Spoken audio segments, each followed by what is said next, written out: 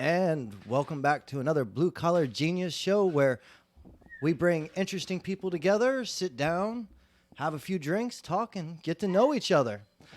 Today, I have Sons of a Tradesman. That is us. We are those people. And you are? I'm Andrew. I'm Chris. They have their own. I'm Nick. I'm Mike. Awesome. So, Andrew, what do you do for a living? Funny you should ask, actually. I work at Respectables right now. As a security guard, I bar back once. Just once I did it. He's the only one time, and not once a week. Yeah, once. no, just once. Just once. Just once. And then, obviously, the band. And then I recently finished EMT school. Nice. Going to the fire academy in September. And then hopefully that's what I do for a living. Nice. Yeah. Chris? Pass it along. Just right in the tip. Oh yeah, so other than playing in the band, I work at a furniture company called Haverty's. Pretty fucking grueling work. Other than that, just playing in the band. Nick, go for it. I am a entry-level college teacher, so yeah. So you're just entering as a college teacher, or you deal with the entering level students? Yes, I help with the entry-level students in writing, composition, and then I'm a rock star by night. You know what I mean? So, like, could I pay you to write my papers so I can pass English 1 and 2? We can talk about that. Yeah, maybe. Yeah. You know. Give it to Mikey. Mike, hey, just pull it all the way out to you. Yeah. Well, I am a rock star by night, and during the day, I have my own company. I do 3D modeling and graphic design. I do 3D animation. I do a little bit of architectural work, and And do you have a website that if anyone happens to have a use for that call, they can get a hold of you and hire you? I do. It's www.bluerockrendering.com. Thank you for that plug, by the way. I appreciate it. And that's all we're about. We're about shameless plugs, helping yeah. people grow their fucking businesses. Fuck it. So, if anyone's wanting to come out and see you guys, where can they catch you guys? So tonight we're actually at Voltaire with the Moonshiners, which is Spread the Dub's alter ego. Shout out to Spread the Dub. We fucking love those guys. Those are our boys holding it down for local bands out here. This coming Friday, the 19th, we're at Matthews Brewing. And that also, place has been popping lately. yeah, that haven't it? place is hot, man. That's like one of the places to be now. Like a lot of people go there. It's a dope place too, man. They got the murals. They got everybody likes craft beer. I don't. love that when you go to piss, the pisser is like a keg that they've turned into a urinal. They've like cut it out. So I'm fascinated by that. I like being interested in the places where I go pee. It's a lot of different ones, and that's probably one of my favorites. Any other shows after Matthews? The 27th, is it? I think we're at Connolly's, which is a bar that we play. It's over in Royal Palm, which is where a little closer to where the three of us live. We play there every month. Also, Voltaire, we play there the first Sunday of every month, so you can always catch us there the first Sunday of every month. And then we got some big shows next month. Also, August 3rd. We are at the Poorhouse in Fort Lauderdale with our boys from Hell and Holler. Just got back from tour. Shout out to Hell and Holler, bro. Blake and the boys. Those guys are fucking awesome, too. And also doing that show with the Gutter Tones. It's Adam Sheets and Brennan. Good dudes also, man. Good local band. And then August 30th, we're at Matthews, us and Hell and Holler. So that'll be a good one, too. Nice. You guys got a lot of shows going on. Yeah, we're busy, and you can always follow us on Facebook, Instagram, Sons of a Tradesman. It's man, M-A-N, Sons of One Singular Man. So make sure you get that right, and we're always updating our shows on there, so you can always catch us on there. He obviously got around and liked a lot of different women. Yeah, I figured it out. Yeah, we're very different. So, what's it like fucking, like, how'd this all come together? Like, who started the band, first of all? No one started the band. It just fucking happened. Yeah, this is gonna be Pretty an much just, this is gonna be an him Andrew and and I Nick thing. We're part of the inception. Take that thing and put it in your face, the Yep, tippy. sorry, Kiss it where it Okay, please just there. like your boyfriend, put it right Yeah. there. Right there, right? Right on, just right. I'll look up too. Yeah. Right on the tip there. So actually, it was probably 8-9 years ago. Yeah. Damn. Now I was working in a cigar shop, and Nick's father's an avid cigar smoker, so I believe that's why he started coming in, because he wanted to get into cigars. Absolutely. Yep. Because his pops is into cigars, and I worked there. and I always took like, I always thought the most fun part of the job was to introduce dudes to new cigars. And like I'd get the same one, and we'd smoke it together, and I'd tell them how this is where it's made, this is where they grow this leaf, it's got this tobacco, that tobacco, and come to find out after hanging out for a while, we're good over there. We're good. Yeah, we're good. All right, good, 'cause I'm on a roll. So after hanging out for a while, this is where 5-second intermission for beer.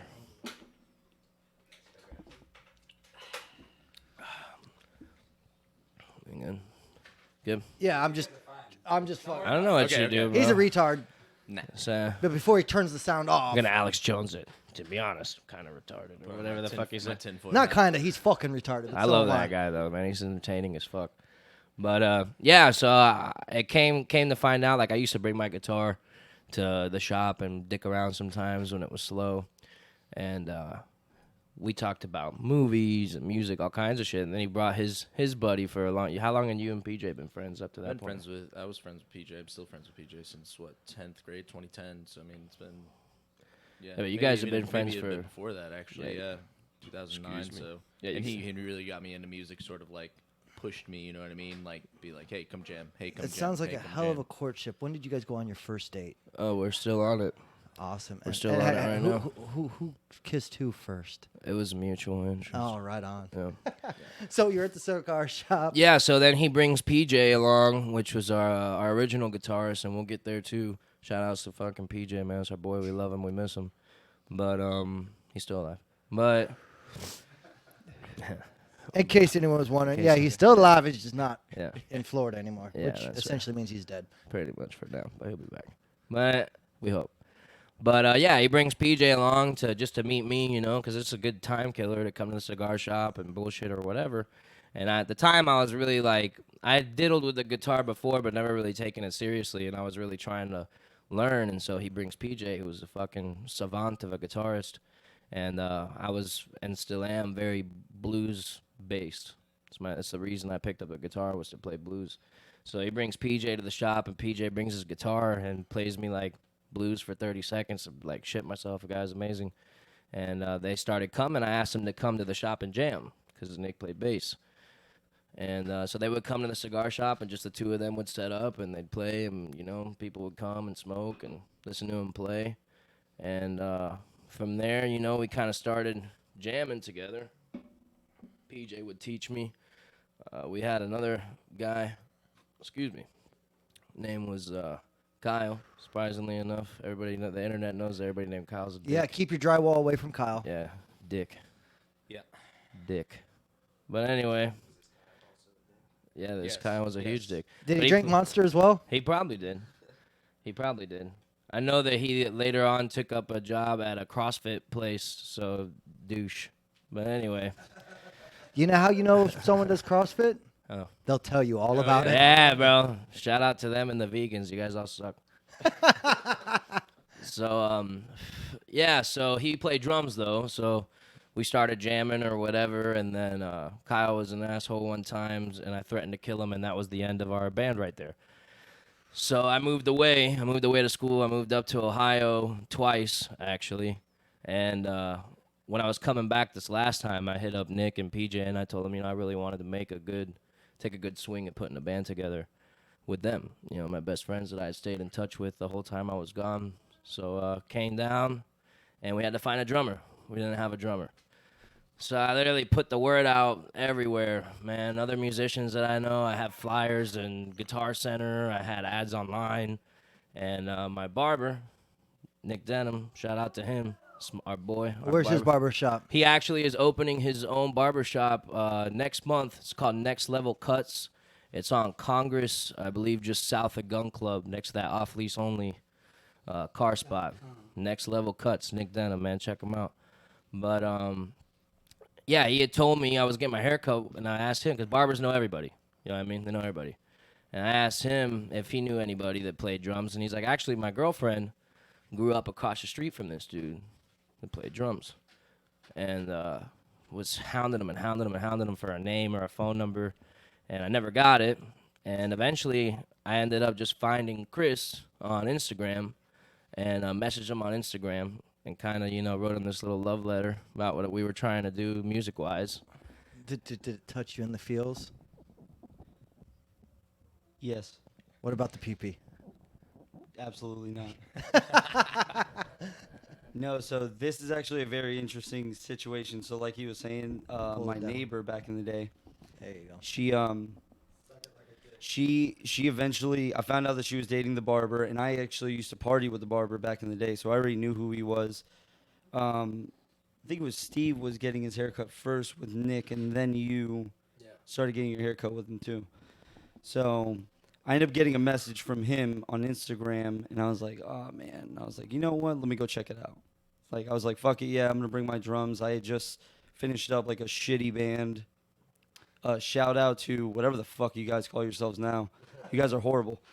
But, yeah, no, so I just finished up playing with them, and got the message from him, showed up with my drums, and, like, dude, like, they had, like, big eyes. They were like, dude, you're fucking amazing.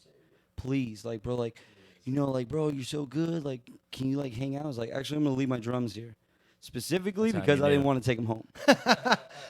I was playing. I think I went to the bar after that, but like we jammed. It was a lot of fun. PJ had a lot of fucking energy soloing, and dude, PJ's a monster on the guitar. His vocals are absolutely out of this world. This guy is black. Okay, bro. His bass playing is insane. Say that. Yeah. Well, he's talking about your dick. Don't worry, you're fine. And his penis. Waist down. He brushed it on my arm once. It was beautiful. No, but yeah, no, and about we had to deal with the losing of PJ. I guess we'll get into that in a bit. But we were lucky enough to get in touch with Mike, and Mike is phenomenal, bro. He's sick. He's a great musician. Yeah, we've been absolutely blessed with, like this band is fantastic. Like I seriously can't ask to play with a better group of people. Yeah, man. Besides these guys, you know what I mean? Yep. Hey, whatever, dude. So I'll say makes, it. you know what, man, and we've had a similar MO from the beginning, and it's you play for 5 like you play for 5,000. Doesn't matter if the room is empty. You play it just as hard every show, and you play for the guy next to you, and you just do your fucking job the best you can do your job. If I truly believe that this band is made of the best of each respective talent. I believe that we have the best bassist, the best drummer, the best guitarist, and subpar vocalist. But I do think everyone is the best, and as long as everybody brings their best every night and just does their job, that it's always going to be a stellar performance. So you guys do your own music as well as covers, correct? Yeah. Who writes the music? I mean, it's a collective. The way that we've written the songs up to now is usually like somebody has a piece, whether it be a riff or a bass line or some type of rhythm, drum rhythm or whatever, and they would bring it to practice, and it's like, yo, I made this thing, and then we'll jam on it and see what happens, and if we like it, then we musically will break it down and build the song. Music is like math. You're playing a song in a certain key. I've heard that a time or two. Yeah, dude. There's only so many things that make sense. So then, we kind of formulate it and then try and make it our own and make sure it has our own sound so that when you hear it, no matter where you're at or whether you're seeing us or you're hearing it on a speaker or whatever, that's us. And now do you guys collectively write the lyrics as well, or do you write the lyrics? I write a lot of the lyrics. I write most of the lyrics. I write the lyrics, but I do it with Nick there, as he mentioned, he's an English major. So a lot of times I would ask him and PJ or him and Chris when I was writing a song just to stand in front of me and bullshit about something. You know what I mean? Hey, I want you to talk about whatever. Just run off. Like our single, "The Bandit," is about bank robbery, about like old Western bank robbery. Yep. So he likes spaghetti westerns. He likes Marty Robbins and shit like that. So I was like, just talk about that. And, that inspires helps inspire me lyrically. And then if, I'm trying to use some better language instead of, 5th grade reading level language, that's why I have my walking, thesaurus over here. So I'm going to make a quick segue. So you're a fan of spaghetti westerns. Yes, sir. Are you a fan of the spin-off of the spaghetti western, the Japanese samurai movies like Yojimbo? I haven't seen Yojimbo, but I'm like, I don't know about the Japanese samurai movies, but I'm a huge fan of like martial arts kung fu movies. I mean, I don't know if you can. Well, equate the that. reason why I specifically asked is because the the big explosion of the Japanese samurai movies Right. was literally based a direct spinoff of the spaghetti western. So Yojimbo and whatnot follow that same storyline base, Right. only instead of with guns, with the Katanas. katana. Yeah, absolutely. So Is that the right way to say that? katana, yeah. No, it's katana. Man, Damn it. Fucking up. This is America. Yeah. Yeah. This is God. This is God's country. Say katana. Yeah, American made. We own that copyright, so be careful. Let's take this opportunity right here to do one of these. When you're a great American band, you deserve a great American lager. And that's why. Go ahead. Oh, yeah. Yingling is the official beer of Sons of a Tradesman. Yeah, it's When I American do. made, just like us. Now, if they only pay you for that spot, We're only- working on it. if We're only. working on it. We drink a shit ton of your beer. right? Please help us. But yeah, man. So kind of to wrap up the band inception, Chris comes, leaves his drum. We started playing our first gig at like these like Shriners clubs and stuff like that. Yeah, because they were the only people that would have us. You know, we had no experience in that. And the way that we actually started, I know that I had some gigging experience. Chris obviously had been on tour and had some gigging experience. And I know that you were in like praise band and Yeah, stuff like that. I used to play praise band a lot of my Hey, school, dude, but so- you know what? You're playing in front of people, and you Yeah, have to be yeah. a sound musician to be in the praise band.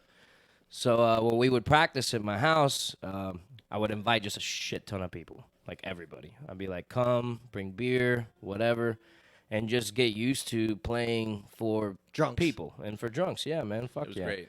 Drunk and rock and roll, it goes synonymous, man. And so, yeah, and then it just, you know, somebody saw us playing there and gave us a gig at Foster's 2. And then we played at Foster's 2 from 11 p.m. to 3 a.m. for God knows how fucking long. And go in there and say hi to Pedro, man. He's the fucking coolest bartender. Absolutely. Yeah, dude's the shit. so so you guys have been a band out playing gigs now for what, 3 years? No, man, we're just about to hit 2 years 2 years. All in right. August, actually. So what's the weirdest thing you've seen while playing a show? While playing a show, like While playing. whilst on stage. Yeah, while on stage. We had some chicks twerk to Sweet Home Alabama one time, and that was, yeah, that was something else. Shout out to fucking white people, man. You guys I guess you can twerk to anything nowadays. You know what Yeah. I mean? So twerk to Sweet Home Alabama. I don't know, man. So, what was that situation with the Nirvana guy? oh yeah. Mm-hmm. What? What the? Can you? Oh, But are you talking about at Foster's? Is that what you're talking about? The guy that yelled at me to play Nirvana? First of all, this band will never cover Nirvana. Ever. Ever. We will never, ever Or Oasis. We're Ever. not covering Oasis. cover Oasis or Nirvana. I'm never gonna fucking sing Wonderwall or Mr. Brightside. So please stop. You're I not going to will- sing Wonderwall? Fuck off, dude. I will play Freebird before I play that. Yeah, because at least that's God bless Leonard Skinner. All right. So What about Yeah. Tuesday's Gone then from Leonard Skinner? I like that song, bro. That's a good one, bro. I'll play any of their fucking songs, dude. I like Skinner. But yeah, this dude was fucking screaming at me to play Nirvana, and he was like incessive. This guy, dude. Belligerent. I mean, you know how Oh, it is yeah. at a late night bar. Yeah, it's like Yeah. 2 in the morning. He's like, No, I mean, I have no idea, Mom, what it's like to be at a late night bar. I hear you're home by like 9 p.m. every night. Absolutely. Yes, absolutely. Yeah. That's what- yeah. 9 a.m., 9 And p.m., whatever. Yeah, Something finally- like that. Finally, I said something in the microphone akin to like, when you're getting paid to sing on stage, you can sing whatever the fuck you want. Right now, this is our stage. Right now. So, with that, is it fucking, what's the weirdest thing you guys have seen while you were at a venue, necessarily? Jesus. Like another band's on stage? Because I know it's like kind of like a different perspective. What you're seeing while you're performing versus when you're just kind of hanging out, pre-set up, post-set up, and breakdown. I mean, I've seen people like having sex outside. Oh, that's seen- normal. I yeah. said something I've seen like girls going down on each other on the toilet, like on the toilet. on the toilet, man. Fucking Jesus. Yeah, there was that homeless person outside of that one bar we played at, and she would just lift up. Oh her yeah, shirt she would and just like flash you, like you come and- outside. and she just took a piss right outside of the bar. Pissed you on know, the to- sidewalk, dude. Yeah, we play- welcome to the show, Hey, Mike. Mike, Yeah. Yeah, he's leaving. I'm out of this band. No one blames you at all. We've stepped up since then, but we definitely had to cut our teeth in the beginning. Came in at the right time. Yeah, he stepped in right precisely when he meaning to. But yeah, man, like seeing people just like project. Oh, you want to know actually what's funny? Was I don't know if you saw it or not, but Drake Bell was at Respectables from Drake. Remember that show, Drake and Josh? I know that's like after our time, but it was No, like that was I don't. yeah. It was a big show. What was that? was A on Nick? Disney, Was that a I Nick think. show or was that a Disney show? It was Oh, a it might Nick have been Nick. It might. Yeah, it was Nickelodeon. Yeah, he was like a Nickelodeon star, and since then is I guess wants to be a musician now. But I know that he wrote the music and sang songs and shit on Nickelodeon too. But anyway, Respectables was packed like I've never seen it packed ever for this guy, and he didn't even have a fucking band. It was just him and his guitar. And I was working security, so like you have the stage, and then there's like these 3 steps. the you 3 know? steps. Yeah, so like I'm on the steps to keep people from running on the fucking stage because they wanted to. And dude, there were these girls like lined up in the front on the monitors, and they were literally like crying like bitter tears because they were just like in such awe. Like the only time I've ever seen anything close to that is like when I watch videos of like the Beatles from the 60s and people just like they're beside themselves. Like they don't even know what the fuck to do because it's the Beatles. I saw a dude lick a monitor one time, like just like straight up like lick a monitor. Shout out to narcotics. But yeah, that was definitely that. But yeah, man, seen some weird shit. For sure. God damn. What about you, Chris? Anything interesting? Tell you the truth, man. I'm so Jesus. I'm so busy like paying attention to what the fuck I'm doing. Like I usually find out about shit like after the show, and that's usually when I'm beginning my belligerent, night. So, other than that, I will shout out to Propaganda the other night. Our first song, Andrew went for it. Oh yeah. Andrew dude. went for it. There's a nice break and a very hard comeback. We come back into the song, and Andrew jumped off of that stage. And Andrew is not a skinny person. Just say fat. Well, you can say fat. I'm not saying that he's not fat. You can't say that because when that's the what drummer, almost got the first drummer he killed. threatened the drummer Yeah. with death when Yeah, he called we him fat use the last word time, thick. so We use the word thick around Yeah. here. thick, dumb thick. To be fair, Dummy thick. there fair, you that go. is not the reason why I decided not to say fat. I'm just saying. It's the I'm reason. not worried about this fucking clown. But no, Andrew went for it, and I obviously when you're playing, there's lights, so I just seen him. I knew the part was coming up. I knew that he was gonna do his kick. I personally thought he was not gonna jump off that stage, and I saw him disappear into the black abyss. Because when the lights are on, you can't see shit after him. So all I see is like him disappear into the blackness, and then I see him like getting up. It's just almost emerging from like the depths, and he stuck for the rest of the show on the stage. He did not step off that fucking thing. I honestly didn't know he jumped off the stage. All I saw was him sitting down. I thought it was like part of it because you know what I mean. I figured he was like getting low, and then he sort of just like sat down and he was singing. I had no idea that you jumped off the stage until after the set, and you were like, "Yo, bro, I busted the fuck out of my ankle." I was will like, say how? I will say I was told from 2 very good sources it was a graceful fall. So for that, thank you. Yeah, they actually thought that it was part of the performance. To be fair, they thought that it was. I played it off well. I didn't miss a beat. I didn't miss a single lyric. And you know what, man? It be like that sometimes. Rock and roll be like that sometimes. I went for it. The stage, for anybody else that ever wants to jump off the stage of Propaganda, Don't. It's a little higher up there than what you think. Especially after that second beer. Especially after that 5th beer. It's just fucking. There was a guy taking video footage too, so I'm hoping he got that. But I hit we like a haven't seen roll. any footage yet, but I'm Yeah, I really, hit- I'm really hoping someone. Yeah, I hit like a someone's roll, got it. you know, and it was great. It was good. My ankle still hurts, but it's all right.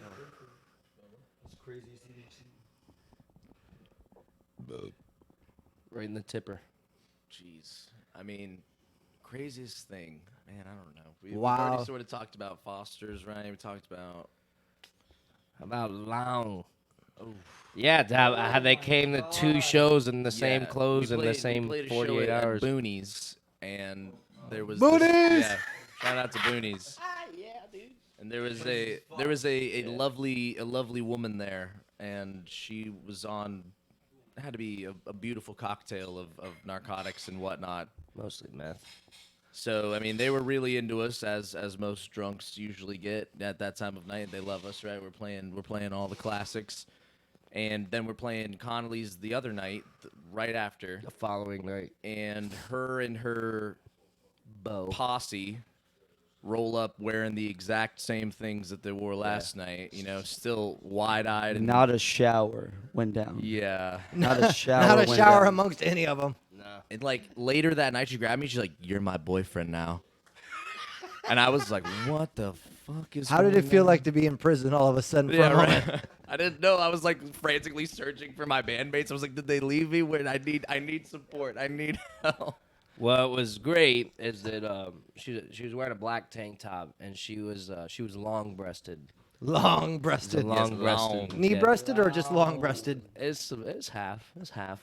Waist-breasted? Waist-breasted. Waist-breasted. So yeah, Chris, for whatever reason, like we're talking about this lady, like in between sets the first night at Boonies, and I was like, dude, that lady's fucking crazy or whatever, and Chris was like, oh, you mean long? And that literally just like stuck, long. So the next night, we're at Connolly's, and we're on stage, and we're like in between songs, and Chris just like looks up at us, and that's all I hear is long. I'm like, what the fuck? And and there she is, bro, walking in through the door, long Waddling herself. in. Yeah, man, fucking crazy. So actually crazy situation because like they fucking talked to me for a good 30 minutes that first night at Boonies, and the next night the boyfriend had a couple scratches on his face and he was like, dude, you know what happened to me last night? We ended up getting jumped by like 5 rednecks. I was like, what do you mean we? So you got beat up? He's like, no, they came after me and her. I'm like, dude, what did you do? You should have known being at Boonies at 5 a.m. is a bad idea. Turns out. Yeah, Turns out to speak. Yeah. Turns out being at Boonies at 5 a.m. is not the best plan of action. But you're far out there, man. You're far out there. Boonies, nothing bad about you, but maybe clean it up a little bit. my God. Cocor. Oh my God. Ready for this one? This is the craziest thing seen at one of our shows. The first time we were playing at Boonies was, you know where it's at? I know precisely where Boonies. I've been there till 5 in the morning, a time or 3. Yeah, so for anybody that doesn't know, you get on Southern and you just fucking go west until you pass like Palms West, and it's like getting out there close to like Loxahatchee. In the Lion Country Safari. It's it's next to a bait and tackle store, you know what I mean? Like it's definitely like a country type hee-haw bar. But their So- breakfast is great if you sit here and are up at 9 in the morning after drinking jeez. there all night. Not me, man, but They got good gator bites too. they do have good gator bites with that like chili sauce, that sweet chili sauce is good as fuck. But so the first gig that we played there, Chris and I rode together. Chris rode with me, and so you have these 2 brown dudes showing up to Boonies in an Escalade, and we're sitting we had just pulled up, man, like just parked right up front, and literally these 2 people come up next to us and parallel park their horses in the parking spot next to us, like in the parking spot, actual horses, like 4-legged big animal horses, You're at Boonies. Equines. and Chris looked at me Equestrian. with this like fear in his eyes, and he's like, "This is it, dude. This is where we get rich." Yeah, you know what? That's when you open the set with the Johnny Cash song and all is forgiven. You know what I mean? And then you're fine. Doesn't matter how brown you are. Do a couple shots of Jameson, show them what you're worth. You know what I mean? So was that the first show that they called us up like last minute? And they were like, so they actually got their liquor license suspended for like, I guess, whatever amount of time. I'm not really sure how all the logistics of that, but they got their liquor license suspended, called us about 30 minutes beforehand. So we're like, well, we are. Yeah, we did. I'm We not did saying that we like had you a lot have of to be people drunk coming. to like listen to our band. We're It helps. it does help, and we always like to promote a party. Is what Well, we you like guys to do. play, from what I'm gathering, you guys can play a more bluegrassy southern rock, Yeah, which a little, is very a little much harder, about a little bit harder, but yeah, drinking, having fun, and just, yeah, America! yeah, Absolutely. yeah, a whole lot of that. Absolutely. So we decided, all right, it's gonna be a fucking, what's the specific term that you told everybody? Car bar. Yeah, car bar. You got a car bar it. Because they weren't serving alcohol, you know what I mean? So it's like Car he bar. had So, people. dude, when I tell you a bunch of people showed up just to come and watch us, and I'm telling you right now, people were just bringing fucking alcohol through those doors, and we set up shop. It was a funny night. That was actually my favorite show that we've ever played there. Don't forget. So that happened, okay? Yeah. And so we play a couple of sets. Mike, I'm glad you're learning so much today. So yeah, These are- so yeah, we, so he's, we he's play a rethinking his couple of decision. sets, bro, and I think we're like 2 or 3 sets in, and the one of the restrooms, I don't know which one, had gone out of order. I think it was both. I Well, think not yet, not oh, yet. oh, It my- was just my apologies. My one. Yeah, apologies. same night. Just one bathroom had gone out of order, so there's now a unisex bathroom. Okay, and we're getting ready to go up for our next set, and the lady, like the bartender, started screaming, everybody gotta leave. It's time to go. Like, what the fuck happened? And like the one working bathroom had gone out of order. So in the same night, they could serve no alcohol, and then both bathrooms took a shit. They did us right though. They still paid us for a full Yeah, gig. they paid like, us so- full price. Nice. Brought us back, you know what I mean? They got it. They got the alcohol situation turned around. Not to speak any ill to about about booties. Obviously, it sounds Just like a funny, good thing. Like just it's a funny fucking night, man. it's a weird. It's an interesting place, but if you're a performer, they take care of you no matter what. And So, then you know what? They do, Honestly, they that's do. a hard thing to come by. And like Chris was saying, to be drunk to see us is not a thing. But obviously, these bars or music venues are paying us, and they make money. Like when we play at Respectables or whatever, they make money off a door or whatever. But it's no secret that the majority of the money is being made at the bar. So we do this thing, the Sons of a Tradesman obligatory drink check. We do that a couple times throughout the set where we make everybody fucking. Yeah, let's do one right now. Oh, well, wait, I'll let me show you how it works. Wait, let me get a fresh beer then. If Yeah, we're get gonna a do fresh this shit. beer. Mikey's got it. Yeah, let's do a Sounds shot. good. Let's do a shot. I'm Yeah, having a good everyone's time in, so far, everyone's bro. at Yeah. home. It's on a I'm having Sunday. a great time. I'm still waiting for my tequila to get here. Oh yeah, that's right, you guys. And we're not doing the kick challenge, Chris. Yeah, let's not do the kick challenge. I'm not limber. The drink bowl. I see daylight up there. Oh, there's my beer. Pass the Jameson to the left-hand side. Oh yeah. Pass the Jamie to the left-hand side. Yeah. So now you got your fresh beer. We do the Sons of a Tradesman obligatory drink check. And we make everybody in the club or in the bar or whatever hold their drinks up. And you cheers to whatever the fuck you want, man. You cheers to rock and roll. You cheers to your buddies. Cheers to your loved ones. Cheers to blowjobs that everyone Cheers gets one to every night. blowjobs. But most of all, cheers to the crowd, because without them, we couldn't do what we do. So. So you do that a couple times a night to help keep everyone drinking going on. Totally. Totally. It's a shout out for everybody. It's a shout out for the actual venue, the bartenders. We're very big on, we always throw out the names of the bartenders. Andrew's very good at that, Totally. learning their names. Even if we are at a bar for the first time, Yep. we'll jot down the name and hey, go see this person. It really goes a long way, you know. They'll get you drunk. And we actually do so I'm not trying to throw out her set or anything, but we do a Johnny Cash song. I'll say that. You And do. if you can name it, if you can name the first little bit of it, we'll actually buy you a shot. Not joking. We will do it. Don't play with us. Fucking hell. Talk about playing games with the crowd. Yeah, dude. I mean, you got to remember, as Sons of a Tradesman. I mean, what is the name of the band? We're blue collar dudes. We're here, blue collar right now. You know what I Yep. mean? And we all work regular jobs. We come from working class families, bro. But we like to fucking throw down, and we put on a damn good show. And it's for us. It's for the everyman. But I made it a point last night to cheers the crowd and thank the crowd, because if it wasn't for these people that just come out and show their overwhelming support for us and go fucking nuts for us, we wouldn't be able to do what we do. And they let us live our life, that 45 minutes at a time where we get to be somebody else for 45 minutes, and it's the fucking best. What up?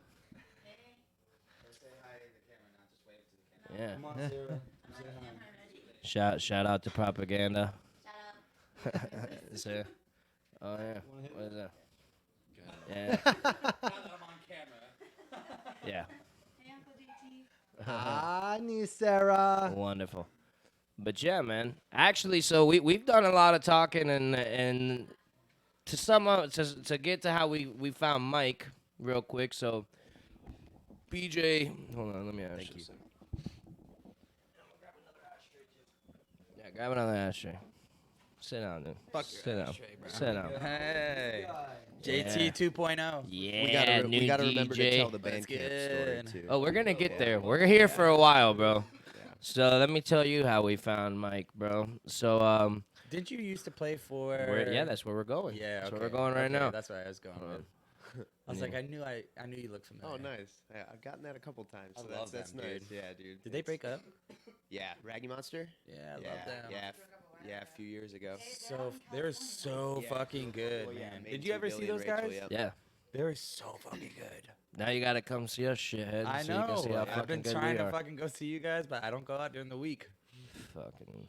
I That's very responsible I of thought you, this though. was a rock and roll situation. What's happening here, bro? I can rock and roll It's part of every day. It's the weekend every day Friday for at these 5 o'clock. motherfuckers, bro. Rock and Sunday roll at all. about Wait, what is it? Rock and 8:30. roll all night and part of every day. There we go. But yeah, our original guitarist and good friend PJ had to move.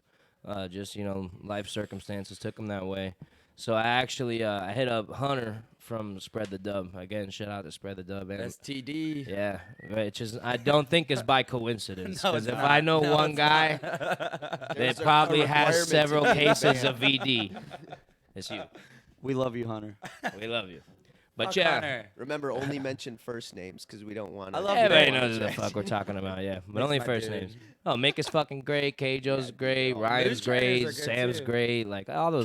Kevin's all right. Yeah. All those guys are fucking awesome, bro. Like we love those dudes. He's a Marvel lover, so we can't really Yeah. get along too much. But I hit up Hunter because these guys have been doing it for a long time. Hunter's been in a bunch of different bands. They know a lot of different musicians, and tell him we were looking for a guitarist. I actually hit him up because we had a bunch of gigs booked, Yeah. and I asked him looking to for somebody play. to I fill was like, in, "You yeah. mind if you can come and fill in while we look for somebody?" And by the way, do you know anybody? And he gave me like 2 names, and I messaged the guys, and actually neither one of them ever messaged me back, so you're missing out. But Fuck Thank off, you. bitches. Yeah. Thanks for not messaging back. yeah, thanks for not messaging back, dude. But he gave me their phone numbers too. I had messaged them on like Instagram or some shit, and gave me their phone numbers, but I didn't call them. So it was a Wednesday night, and like Hunter texted me and asked me if I was working. I was like, yeah, I'm working. I'm at Respects. Dude, he comes like fucking flying in the Respectables, and he was like, don't call those guys. This guy. What the fuck are you doing, bro? How Puerto Rican are you? Put He's that being shit a away. Puerto Rican. What are you doing? You think we're in fucking Nam right now? You can't do that some other time? You think you're crazy now. I heard in Puerto Rico it's illegal to not have a knife on you at all It times. is. did It's hear that. actually a federal law over there. Fun fact. That's what I've heard though. Part of Chris's family used to live in a treehouse. Fun fact. That is a true statement. Yeah, we're brothers here, man. Bro, my dad was telling me, he's like, over there, he's like, they park on the roof of the fucking house. Like, their Not- fucking driveway is like the roof of the house. and Not you, this like, one, go because down. this roof was palm fronds. Yo, okay, so specifically, the house was built on the side of like a hill, very Well, tall hill. Mountains. Yeah, exactly. Very, very wooded area, beautiful fucking island. Unfortunately, they're plagued with like a bunch of like stupid fucking drug dealers and shit that like to fuck shit up. But the house was a very funny setup. It's pretty much a fucking hill, and then you have like 2 posts that are stupidly long going down into the ground, and it's just like platform being That's held it. up by like some fucking post. That's it. And my father grew up in that fucking house. Nice. And he actually moved out, and there were still like 7 more kids that came out once he actually moved to America. Poor guy. Crazy, bro. See, my Puerto Ricans my buy family over there is like TVs. rich. Buy TVs already, because you guys are reproducing. Oh my, yeah. my family over there is rich, actually. My Oh, uncle. go fuck yourself. My not my uncle, my great uncle, my dad's uncle. He owns the baseball team, the mall, the fucking satellite on San Juan Hill, like fucking. Dude, my grandmother used to have to collect fucking water from the rain to Sucks shower. for you. Hey, no, bro. It fucking builds character. Love you, Wella. Love you. I miss you. Boricua. I'm the whitest fucking Puerto Rican you'll ever. And fucking that's see. why you guys got the Yeah, money. you threw me a curveball. But right yeah, there. I had man. no idea. Yeah, It's like, this right, dude's one right. of It's us. when I heard And him was yell like, at the wait, dog. See, it's like I'm half Puerto Rican, quarter German, quarter Irish, and like I grow a red fucking beard, like bright fucking red. Nice. My only explanation is like when I drink, you know, it goes tight. You know what we call you, bro? You're Puerto Rican. That's what we call. I say Puerto Yeah, Rican. That's what my Puerto uncle Rican. called me for my whole life. Puerto Rican. But yeah. But I want to give Mike a chance here. That's where I was going originally before we got under the treehouse. Oh shit, no. But yeah. So Hunter runs into Respects, tells me I need to hit up this guy, and took me outside because it's loud in there to show me a video of him and his old band Raggy Monster, which they were great. They still got music out there. Go and check them out, Raggy Monster too. But yeah, man. But show me a video of this guy playing Since I've Been Loving You, Oh, he slays. the Zeppelin cover, and obviously, bro, like I'm branded Zeppelin, like, and that was it for me. I saw this guy playing fucking. I did my homework, you know. I looked up their originals and shit too, and hit him up, and we chit chatted back and forth for a while, and the same kind of story, you know. Came over to the crib, jammed, and now we're here. But I would love to hear some outside perspective, bro. I'm sure you got other stories, but you've been on this shit show for 2 that's weeks. a Zeppelin song that like not a lot of people cover, not a lot of people can get real good, you know. And Yeah. that's why I loved you guys, honestly, thanks, because I heard that fucking song. I was like, nobody covers this. Yeah, it and that's was why we did it so too. Like I fucking really, good. I learned to play It's guitar. like, yeah, by you can listening to play Jimmy you can Page. play the same songs that yeah, everybody no else one wants plays. to hear a whole lot of love. Yeah, even though exactly. your Cashmere, vocal I use check it for on a whole sound lot check. of Rock love and is roll. amazing. Yeah, like Hey, like, yeah. those are good We do songs. rock and roll. We do Great rock and songs. roll. Those are Great good songs. songs, But but- we wanted to do one Yeah, we that, do Since I've rock. been loving nobody. you, Fucking great rock That and roll. guitar solo Yeah, alone, just the guitar. Yeah, it's the whole song is a solo. That's We do the that's Ocean one of and my we do favorite, if Ramble not On. my favorite Zeppelin songs. So Ramble On that starts Yeah, with his dude, fucking bass line is great, and we do the the Lemon bass song. is good in that fucking song. oh too. yeah, that's the best. So best Zeppelin bass line. so Mike, back to like your original sorry, I band keep that you were getting playing off in. track. Bro, Oh, shoot. Bang Well, Bang, yeah, like- the cover that you guys did, Bang Bang, fucking yeah, dude. insane, That bro. one's Yeah, I Rachel used just to, bro. I slayed that loved one. going out. I didn't even know you. And bro, your band was fucking phenomenal back in the day. Awesome. Absolutely. Bang Bang was Thank a you. fucking dope ass song, dude. Yeah, that band was. Same situation I'm in currently with this band. I was in with that band because they were already like they had a full head of Yeah, and steam it's like going. a husband and wife. Yeah, and- yeah, and they were already a band, and their former guitar player had to leave for family reasons, and he was a phenomenal guitar player too. His name's Christian. So I kind of was filling in for him, and Yeah.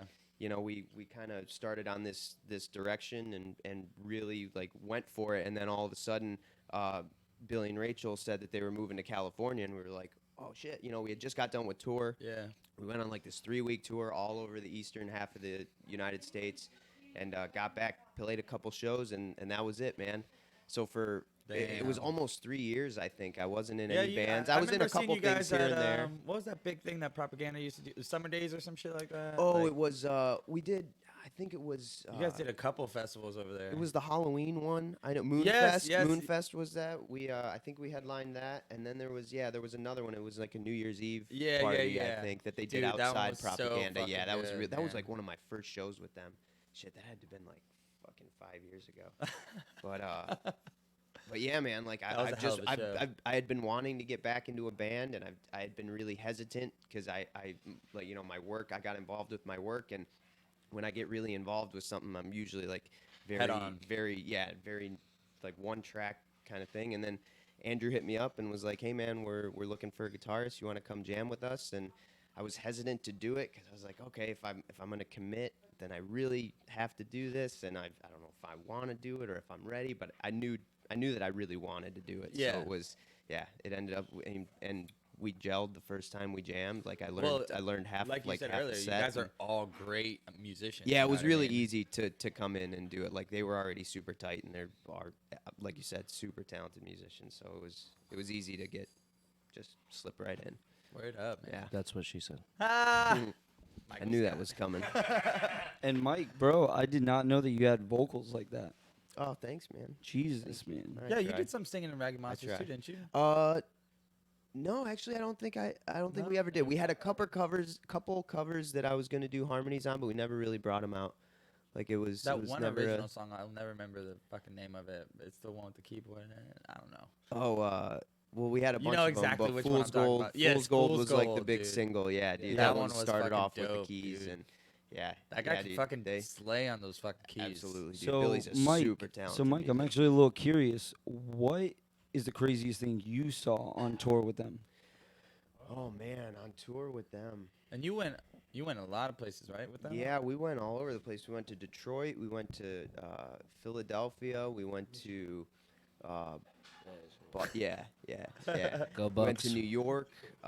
Went to I hope. Asheville. Went all over. We went to Nashville. That's dope. Bunch of different places. Yeah, but honestly, it was. We expected a lot more to go wrong. Nothing really happened. Like it was a smooth tour. It was an intense tour. That's when you it, know it something really happens. tested the bond of our band because, going from city to city, driving for Yeah, and you gotta be 5, surrounded by 6, these 8 motherfuckers hours. for hours Yeah, at a dude, time. it takes a toll on you for sure.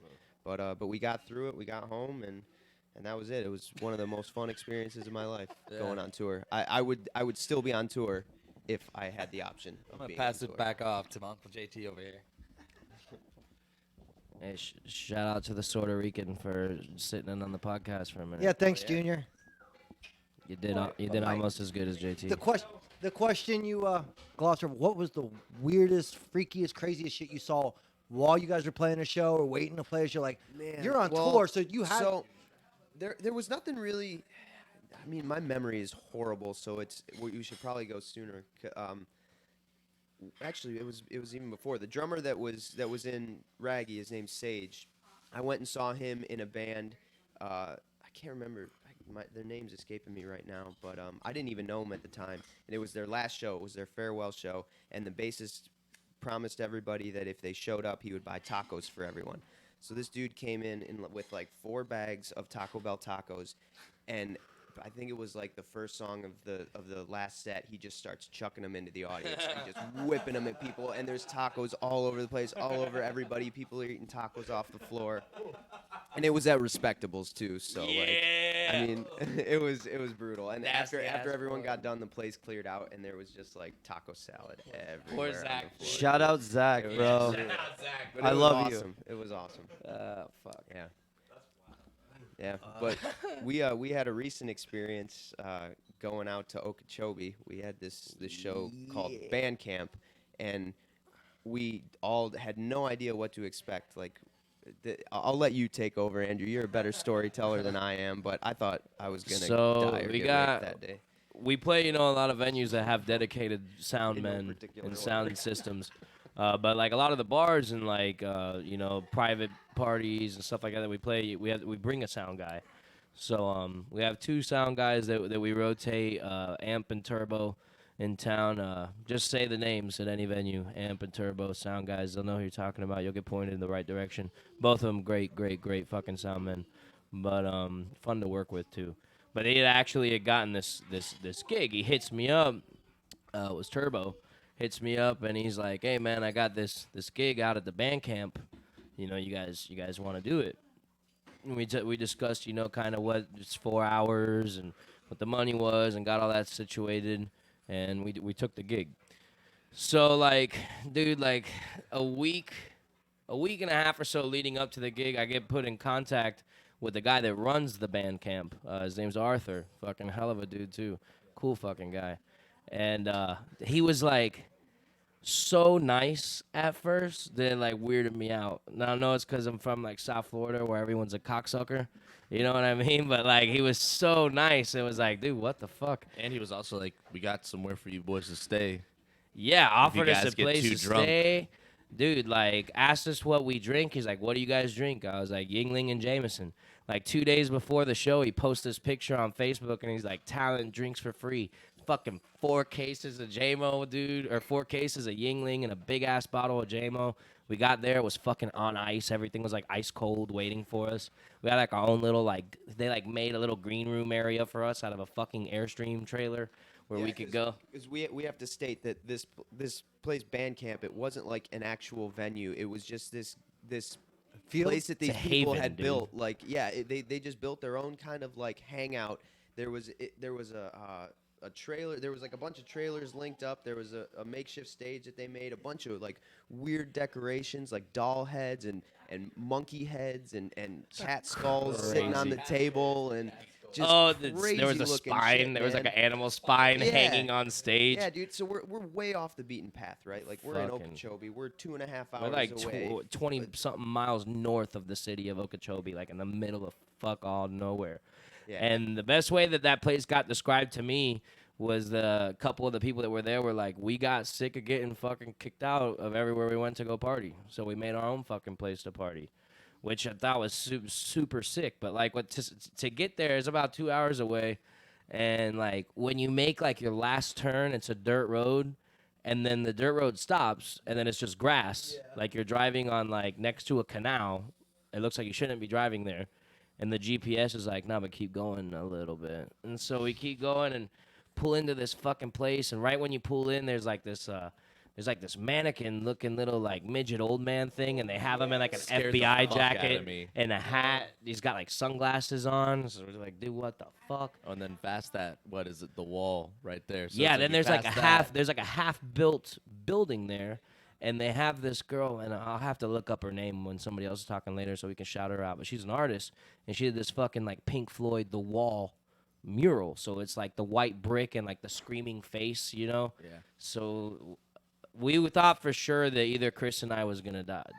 Mike was really worried too. He's like, "Where the hell are you guys?" Yeah, taking Mike me?" was like, you guys could have just shot me in the backyard. You didn't have to fucking bring me all the way out here. But when we drove out there, we did one brownie and one white guy in each car, just in case we got pulled over. That way, Somebody that could way do you the guys talking. had your white privilege cards Officer. Exactly. and your Latino cards all in one go. That's right. That's right. Because the Latino, even if we get pulled over got the by a ghetto black cop, we got got the some ghetto pull. card. We got some pull, you know. But dude, just fucking people walking around with no shoes on. It's like in the dirt and shit. Like, what the fuck is going on? So when we first got there, it was still kind of light out, and there wasn't that many people there. And as it got further and further, and they bring like a food truck. As it got further into the night, You're know, waiting for the big old cross to go dude, up. people start fucking just coming in droves, dude. There's a fuck ton of people there, and they were celebrating a birthday. And I got to talking to the people. First of all, man, like, honestly, that was the nicest fucking group of people I have ever met in one collective Yeah, place. not one anywhere. asshole. Like you go to any bar and there's one asshole at Not every show, there, dude. whatever. But this place was Well, so. I'm guessing amazing. this is a type of guys that are similar to a lot of people. We like to drink, we like to have a good time, but you get cross, we want to throw hands. That's the guy, man. The guy that'll fucking throw hands for you, you know, as long as you meet him with a stand-up guy attitude, like. And then afterwards, that guy's as long got as you're you. not a douchebag about it, we'll pick you up, you pick me up, dust you Yeah, off, dude. sit down at the bar, and we're going to have a drink. Fucking like, God. But people when you out know there. everyone's willing to punch you in the face, you're a little bit more fucking polite because Yeah. And I think they could smell the fear on us, me especially too, because yeah. like guys, like I had just gotten out of the car and guys were fucking with me, like telling me how pretty I was, and like telling like offering their bed, you know, just Yeah. fucking with it. And the lady that comes over, she's like, "That don't worry about him. That's just my husband, and he's already drunk." And I was just laughing And it he off. kinda But wants to honestly, tickle like your butthole. what they said, like. That was one of the most fun shows I've ever played, and that group of people was just fucking awesome. Dude, it We was a just partied fucking with blast, them the man. whole night. It was great. And they were so into it, bro. Like it was literally like one of the best crowds. Not the biggest crowd. You know, there still had to be a good 50 people out there. at Yeah, but least? that was per like capita or what have you. Like that. Yeah, but it was like not a huge spot. Like the stage is big, but like the stage that you or the area that you can consume to watch the band is not huge. So everybody's like fucking packed, in and you it? just see Right. like the phones out and people doing shots and Well, shit. right, but that's what I'm saying. Like that was like the most people we've had all together that Up were in your singing with face. us, though. Yeah. Singing with us, like the crowd participation was ridiculous. You know what I mean? Yeah, man. Like as soon as we saw how, like I said before, you play for five, like you play for 5,000. You always put on your best show, but like it puts a little extra hitch in your giddy up, bro, when people are fucking Right there with you. loving it. You know what I mean? And going nuts.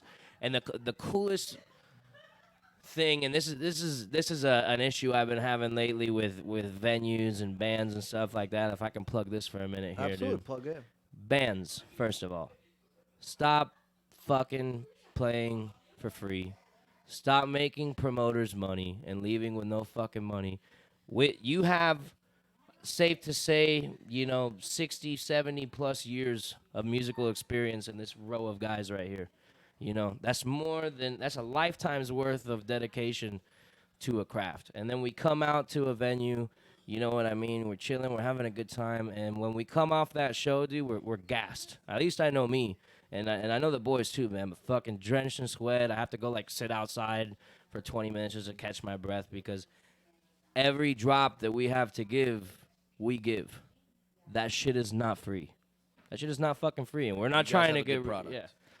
Wait. So exposure doesn't pay for itself? No, it fucking doesn't, dude. No, it fucking doesn't. It's Funny, kind of it is misconception, not- yeah. Funny, it is not an acceptable form of currency. Yeah. Is that you can't pay your yeah. rent with it? Yeah, No. no, it's weird because bars and venues, they like to promote that stuff. It's like, oh, you'll get your name out. It's like, well, yeah, but fuck you. Like we just spent 6 hours, an hour to set up and sound check and all that, 3 hours performance, an hour to break down, lug our shit in and out, And countless countless hours of hours, writing yeah. the music and Yeah. practicing the songs and everything else. And what kills me is that venue's making money.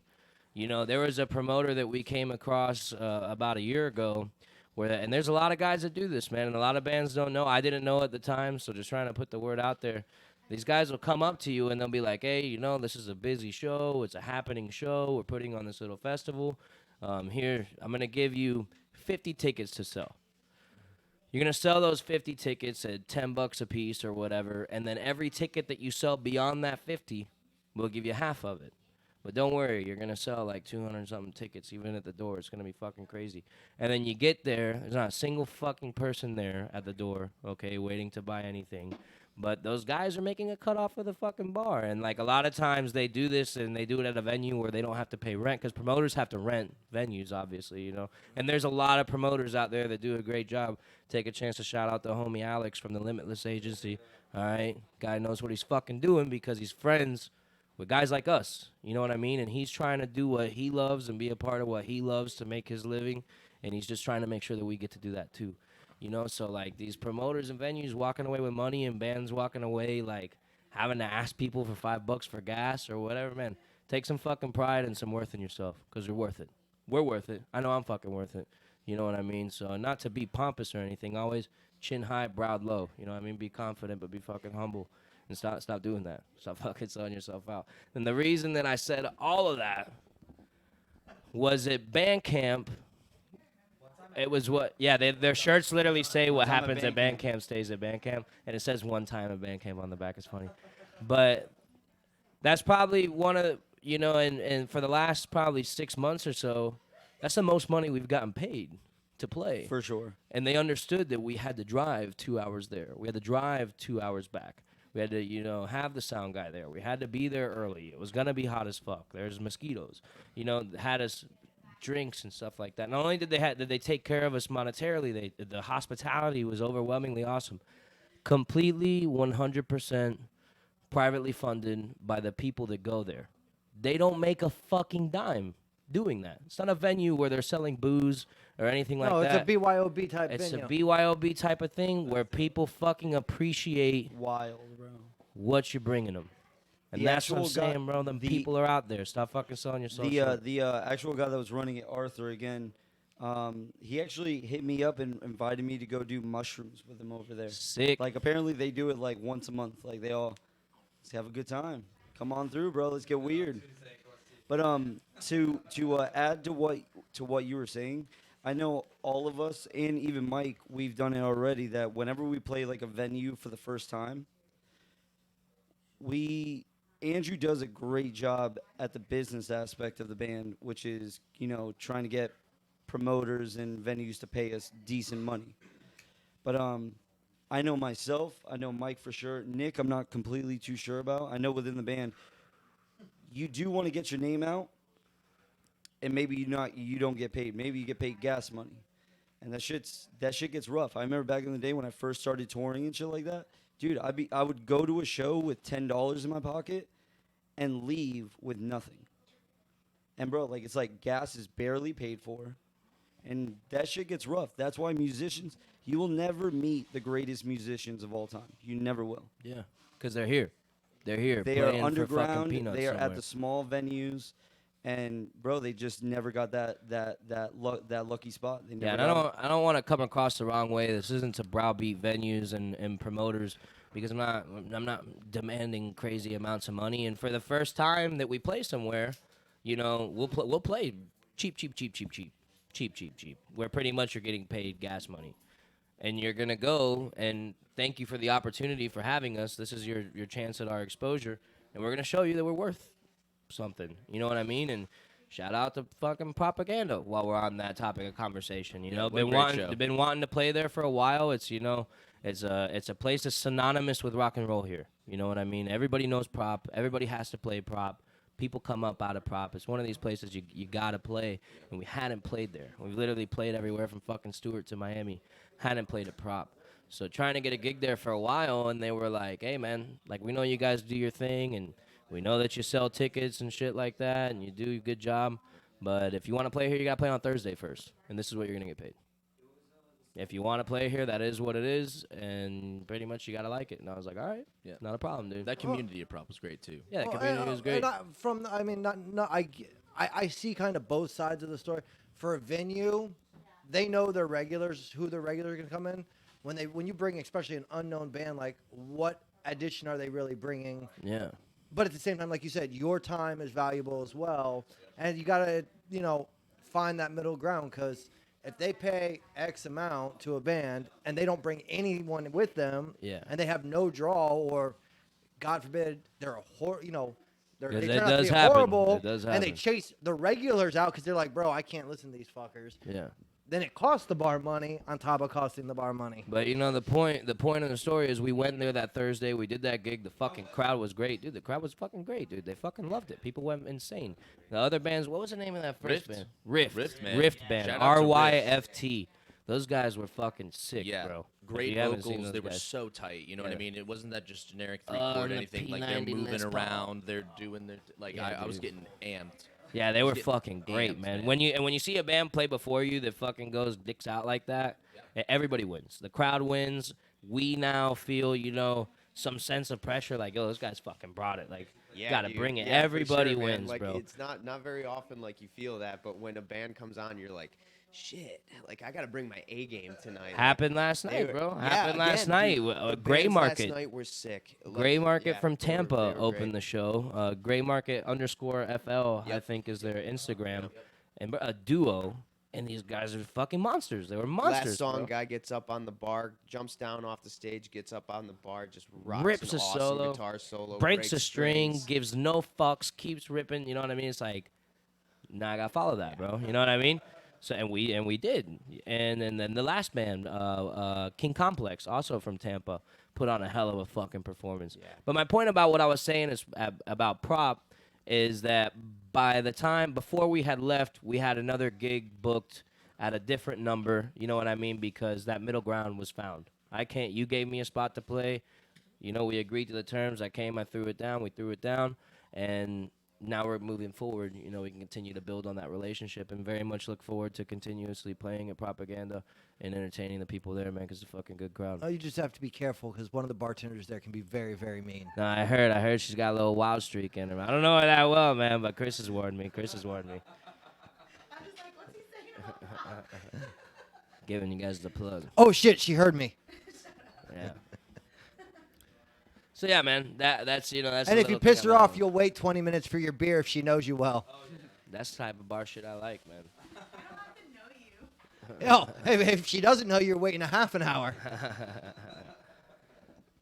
don't say that. Yeah, man, but Too late, already said. already said. But like we were talking about earlier, it all comes back about shouting out the bars and doing the obligatory drink check and making sure that your venue makes money, making sure that the people are entertained. That's our job. You know what I mean? So all that I'm generally trying to ask is we will do our job. We will come and we will put on a fucking show. We're professionals.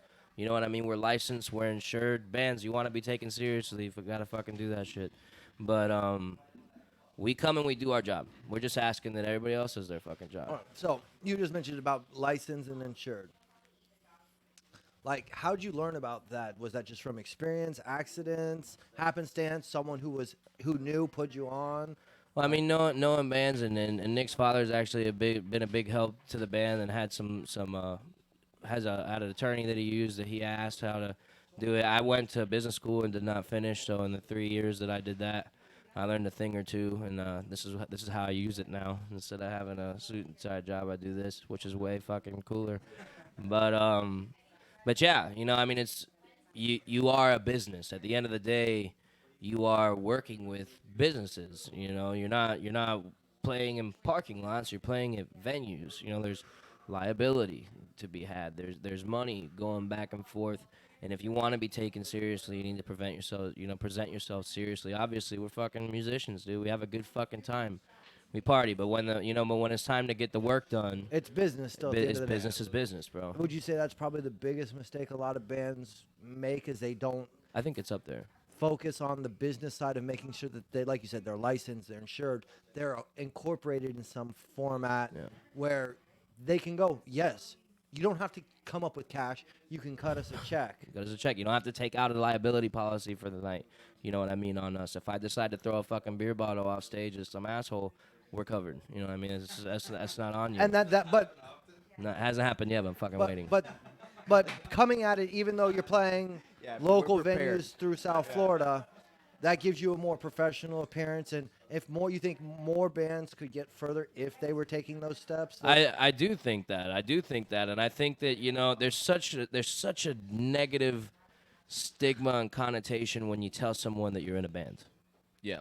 You know what I mean? And Yeah, think people of don't take take it seriously. take Nick, and I'll let him speak on this. Nick, you work in a professional academic setting. Right. So you're talking to other, professional colleagues or whatever, and when you say you're in a band, people are like, "Oh, wow, that's cute." It's sort of like you're talking to like a 6-year-old, and you're like, "Oh, nice drawing, wow." But it's like, no, I'm in a legitimate band. I put in so much work. It's like it's an art, it's a craft, it's a passion. It's Yeah, it's a something fucking that I'm job. devoting my life to. It's like. But it seemingly just has this like, oh wow, that's neat, wow. So are you friends with AJ from the Muggles? Oh no, I'm not. I've heard of the Muggles though. I've He's heard also of the Muggles. in the great, Grooveniks. Great Isn't thing. Justin? Is he the drummer? I don't. They were raving about them at prop. I met a couple people. We started talking about the Muggles, and Isn't Justin? Isn't 5 people just Justin's- came over. Yeah. The Justin's reason drummer. the reason why I ask is he's also He's in, like, he's 9 a licensed educator here in Florida. Absolutely. Taught college. Right now he's a private tutors where he's making his Fantastic. money. Absolutely. You see what But I'm he's saying? also in a band, so Yeah. yeah. Yeah. Okay. Yeah, I know Justin, and he does a lot of shit, bro. He's got that Deftones tribute band and shit. Yeah, he's a fucking guy that's out here putting in his work. You know what I mean? But yeah, I think bands that does hold bands back, and that because you get you're in a rock and roll band. You know what I mean? And I mean, who even listens to rock and roll anymore? That's another thing too. People don't understand the music that you're playing and the energy that you're bringing because, everybody's just turning on the radio or what? You know what I mean? It's awful. yeah. Right, and then if you say rock and roll, you're just like, well, aren't you like 40 years too young to be playing rock and roll? It's Yeah. like, but we're bringing the same energy that they had back when it was actually coming out. Yeah. Chris, you gonna join us again? Yeah. Come on back. I had to use the facilities. Yeah, it all comes from blues, and I mean we can definitely start walking down that road, and if you guys want to, but to Yeah. wrap that up for you, bro. Yeah, I think that So, the yeah, two you things that hold bands back is yes, not presenting yourself as professional, and it's not a fucking party all the time. There's a time to party. We're gonna have a fucking good time. We encourage people to come out and have a fucking time with us, but don't forget that you're making a name for every guy that lives in the same town that does the same shit that you do. Because the other thing, besides it's cute, you're in a band, what's the other thing? I'm in a band, you're a piece of shit. You know what I mean? Like, you're automatically a guy that nobody wants their daughter to talk to, like, don't want to be left unsupervised around their valuables. You know what I mean? Like, you're just automatically a raging piece of shit because you're not, and we're not. But when you see that time and time again, these guys are raging pieces of shit. You know what I mean? You're just making the whole thing harder, dude. And it comes from having some fucking pride in what you do. I think is where that So- comes from. You said the reason why you picked up a guitar is the blues. Who was your biggest influence that Freddie King, Freddie fucking King, dude. The 3 kings, bro. You got Albert King, BB King, Freddie King. And don't get me, they're all great, and I love them all, dude. But Freddie King, like, was just a little bit before his time as far as like rock wise. Like he was a blues guy, but the guy exuded rock and roll, bro. I've He's seen just this like guy cry just a over Freddie King fucking solos. yeah, so. dude. You asked the question, dog. So like, he would wear these like crazy fucking suits with the big wide collar, you know what I mean? And it's like unbuttoned to here. It's like fucking abundance of nasty chest hair. He's got this like afro, and he played a red ES, no pedals, bro. Just amp straight into fucking or guitar straight into amp, and just you would see this guy like go somewhere, man. Like he just closed his eyes, and he was a monster of a man too. He was like 6'6", 250, huge fucking guy, and he just put so much balls every time, every single time, and he was playing blues. You know what I mean? Which if you want to start talking about music and how difficult it is to play different kinds of music, a lot of guitarists first get into playing blues because it's one of the easiest things that you can play. And Jimi Hendrix said it the best, which is blues is easy to play, it's hard to feel. You know what I mean? And fucking Freddie King Sexy. felt that shit. My nipples dog. are hard. Freddie King felt that shit every time he picked up his fucking guitar, and that's what I try and do, dog. Hey. Give it to somebody else. Yo, man. I gotta take him- I gotta take so a break. actually, I want to bring it back to the Andrew crying thing. Switch the mics. Yeah. So I want to bring it back to the Andrew crying thing. So Andrew and I did a vacation in Alabama to go to a music festival. Taking out the lighting. Is called Hangout Music Festival, and Andrew had seen the band Greta Van Fleet before, and I had never seen them. So he's like, "Bro, I don't care what the women are doing. We are going to watch that.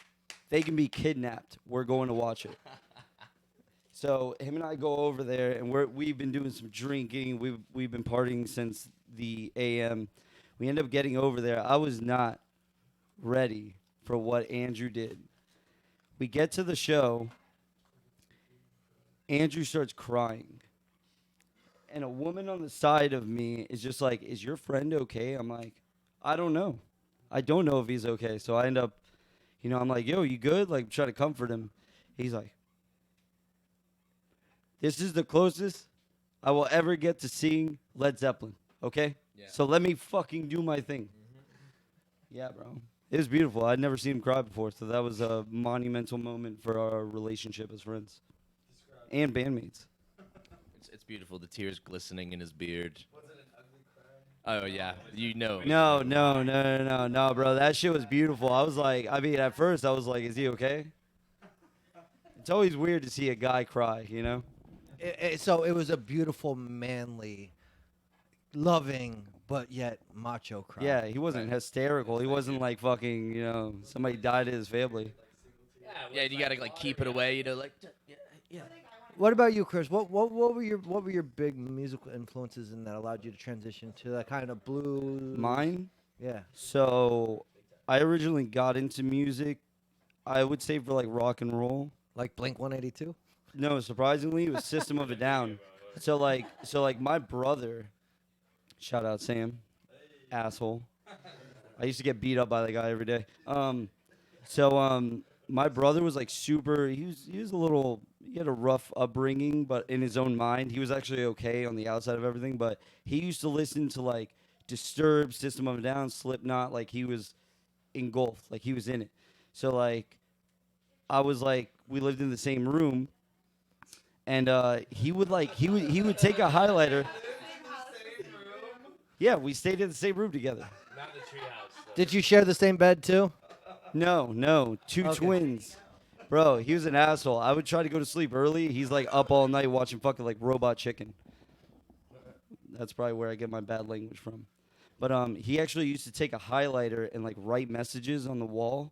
So then when you turn on the black light, it's like every fucking where. And bro, my dad caught him one day. It was fucking intense. But so he used to listen to like a lot of like kind of alternative metal. And my favorite first band was System of a Down. I got into that. I eventually took my own route into like more rock and roll, Slipknot, fucking.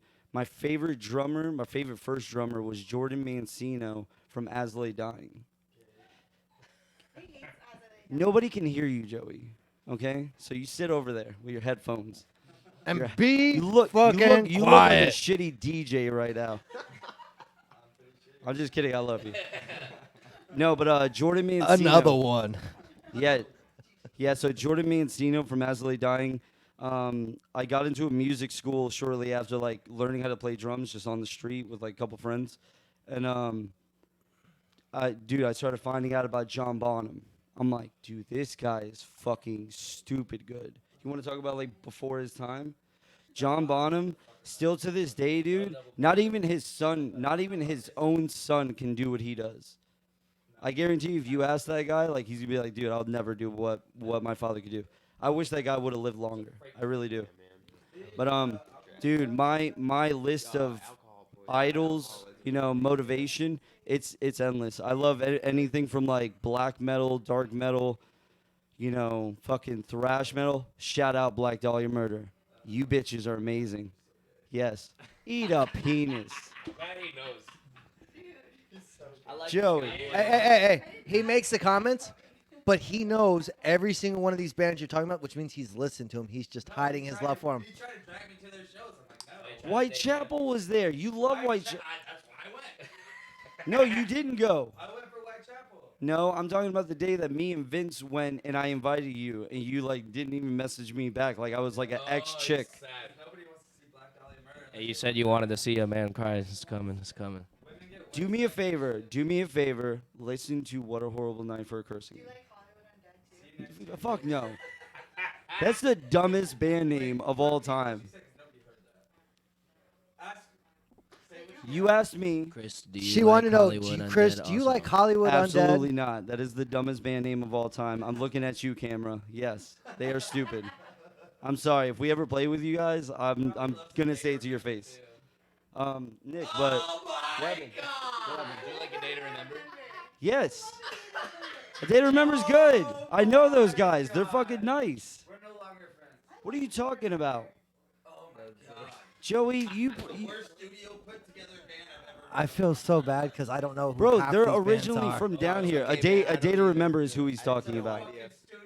A Day to Remember is who he's talking about. Those guys are super nice, and they're all they're all Floridians. Okay, they're all Jesus. Floridians. He's They're got something great, to say. great band. And I had to see this guy's ass, man. Come on, pull Oh, up your bro, pants. we've been seeing his ass all day. A Day to Remember is the fucking gayest goddamn band of all fucking time.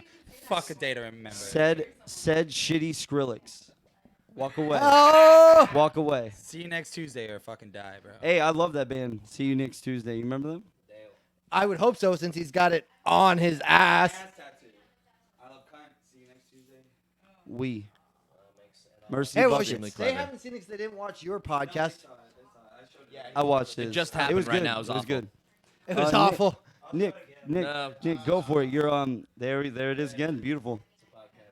Nick, go for it. What's your influence? All right, so you're gonna have to bear with me because my backstory is not as cool. Because I seriously like, For all my brothers watching, this is gonna be some white ass shit. I mean, it was actually like, yeah, it is Like mayo. But Like mayo yeah, white it's ass. fine, it's fine. No salt. my musical influence like comes a lot from my dad. Like, I remember, he used to drive me to Miami and drop me off at my grandmother's house because he worked, equipment down in Miami. So it's like the old 93 one, like late 90s, early 2000s was all like Miami house music. So I just remember like playing my Game Boy Advance, Game Boy Color, whatever, jamming away on Pokemon and hearing like house music. So I've always had like this groove or whatever. So then, like, you drop off for music for a little bit, I guess, because you're just like a kid. You're going to school. You're not like actively able to listen to music. But I got a CD player, and then I started listening to like Japanese pop. Yeah. So I mean, and then as I start making my way to middle school, and I meet like people like Chris and stuff. So you get into System of a Down, you get into Disturbed, right? And it's like I join a couple online forums, and there's like torrenting before you could just get whatever, and I download the Tool albums, Oh hell and I seriously listened to one of those albums, and I was like, I need to play this. This is what I need to play. Like, what my first album was 10,000 Days, But then, of course, I went back, and as a Tool fan, you know that you memorize every single lyric of every single song that Maynard Keenan has ever done, you know. Speak And for yourself. I'm a fan, but not that kind of a fan. I mean, Most of them are like that, Pussifer's bro. great, A Perfect Circle, you know, and you just do it. And Justin Chancellor and Paul Diamore, you know, in the early, you know, EP and the first 2 albums, like such like a huge influence on me, you know. And I started like messing around with my tone, and I have a whole pedal board now, and I'm like, let me, you know, experiment. And I sort of got into all these bassists that were doing something different. You know, like I'm into Les Claypool. Like I remember the first time I heard Tommy the Cat, I seriously didn't play bass for like a month. I was like, how am I supposed to even? It's like it's literally a 6-string fretless with a whammy bar, and this guy's talking at the same time. I don't understand. It's like I'm having a problem with 4 strings, and I can't even chew gum at the You same have to time know. I'm playing. It has you know? dots. I mean, you still have to know. Yeah, so I mean, and then it was just sort of like, you know, and then you eventually you just go places. You're like, all right, so who are these great bass players? Like you get John Entwistle, right? You get from the Who. You get John Paul Jones, right? You fucking Yeah, JPG. JPJ, absolutely. I mean, I was a huge Rush guy. Like I'm into the prog, you know what I mean? And Geddy Lee is just well, Pink Floyd was a huge Animals. Animals was like don't do that. Animals is one of the best Pink Floyd's albums Animals is in great, the bro. world. Dude, listen to Animals again. So I mean, it's a concept album, you know, and Yeah, you I have to just be sort of smart. went down that path, and then I started playing with guys, you know, like the original guitarist, like PJ would invite me over, and he's experimental as hell, man. He's like, just play. I don't need you to play eighth notes. You know, I want you to be like explore the instrument. All bassists, please explore the instrument. Fuck like, yeah, dude. you know, if you have a bass, like it's a completely different instrument. There's so many sweet things that you can do, and playing with a band that lets that lets me get up there. You know what I mean? It's a blessing to not be shit on anymore. I remember in middle school when I got a bass. Fuck. Because everybody's playing a It's fucking literally the guitar. coolest All the instrument, bro. people who will never It's the become best one. guitarists are now playing guitar in middle school, and they're like, huh, 4 strings, you all right with that? Oh, you good with 4 strings? Yeah, I showed all you. I showed all you. No, I can do more with 4 than y'all ever will with 6. I That's made $45 last night. I showed you. Eat my dick. Yeah, meanwhile, I know a guy who's like traveling the world right now. Yeah, but he played guitar in middle school. He's traveling the world. He's a great guy. Jeff. Jeff, yeah. But I he love doesn't Jeff. still play guitar. No, he does not still so, play yeah. guitar, but yeah. But he is a good So, with that, I have to ask the old joke. So, who gets more pussy, the drummer or the bassist? Definitely the drummer. Definitely the drummer. drummer Oh my is God, the drummer. the dog of the band. He's actually ruined a couple customers for us. Shout out to all of you. You know who you are. Yeah, because they ain't coming to shows anymore. They're not coming to any more shows. I will say this though, the bassist gets way more dudes than I do. How's that? Get a lot of drink spot for me. Bye, dude. They're like, dude. Yeah, well, the thing Come is, here. like, Let me you know, talk to you really quick. Yeah, exactly. For some reason, it's like every 50-plus-year-old male seems to have the immense need to buy me a drink and talk to me about music. When I'm just like, can you? Have you have all the thought? best conversations, not bro. to be mean, but do you think maybe it's the way you're dressed with your haircut? Hey, I have a great cut, bro. Yeah. I have a great cut. What are you talking about? But you've shown us your ass like 5 times since we got here. You have no room to talk. That just bro. means it's open for Yeah. business. Relax. Yeah. No, thankfully This not. guy's no. trying to charge me rent. Are you gonna bleach older, that thing, Joey? educated people to appreciate just how important bass is to a band. It is And the it thing. is- yeah, It it's- is the Yeah, thing. I mean every person is important in their own way, but like to me, like, and I never realized until I started playing bass. I'm a bass player. He's a bassist. Like he's Big an actual difference. artist of the bass. I'm just the guy that slaps 4 strings. But I had never had an appreciation for it until I started playing. And it's so much fun to play. literally- So, it takes a lot of. What are fucking your talent, what too. are your who were no keep Are it. you my- done? Were you done? Do you have any more? You sure. Okay. who- All right. what were your They're so influences? polite, though, Um, my guys. Shit. sure? I'm I'm Are you with thirsty? Andrew. I'm a big blues guy. Like Zeppelin, Jimi Hendrix, Stevie Ray Vaughan, all the guys that learned to play from the original roots of blues. I never got into like, you know, the Robert Johnsons and like I didn't go back that far. Elmore. Yeah, I never got into that, but I got into like the rock and roll blues guys, the British guys like Eric Clapton, and I was huge on those. But I never really like I started playing guitar when I was probably like 18 or 19. but I was really familiar with that music because my parents listened to it. You know, they always had the classic rock stations on the radio. I was always listening to, yeah, dude, I'm from Michigan, so it was 94.7 WCSX. I remember that fucking radio station, like just listening to all these guys, and I had no idea who they were. I had no idea what I was listening to, and it didn't hit me until I started playing guitar that I was like, holy shit, like I've heard this song before. I've heard these guys, like all these guys are awesome. And so that was basically it for me. And I also got really into the Chili Peppers, and I was gonna mention that when Nick was talking because, dude, like the dynamic between John Frusciante and Flea is amazing. Like John Frusciante will just play straight up funk grooves and let Flea just beat the shit out of the bass, dude. It's awesome. It's so fun. And That so I guy's got into another them for a fucking huge being, amount bro. of time. And yeah, go ahead. Just Flea is a huge influence of mine too. I mean, I just. That's why I was surprised you didn't mention it. Well, that, You that see I have so why many, they're I the do have best a lot now? of You musical see? influence, but I mean, like, I just went on a blood sugar sex magic kick, and Yo, and real quick, one time, dude, shout out to the fucking Beatles. Anybody that ever. Oh yeah, we haven't even Who's mentioned my that. Beatle? My not this Beatle is fucking John, question bro. again. My Beatle's Paul. John. I'm John, dude. Yeah. Mine's George Harrison by far. Ha! George Ringo. George Harrison's solo stuff is so good. Paul's solo stuff's awesome too. Like all his stuff with the wings. I think Paul is McCartney is an amazing musician. So Paul But McCartney George is the Harrison's it shit, for me. bro.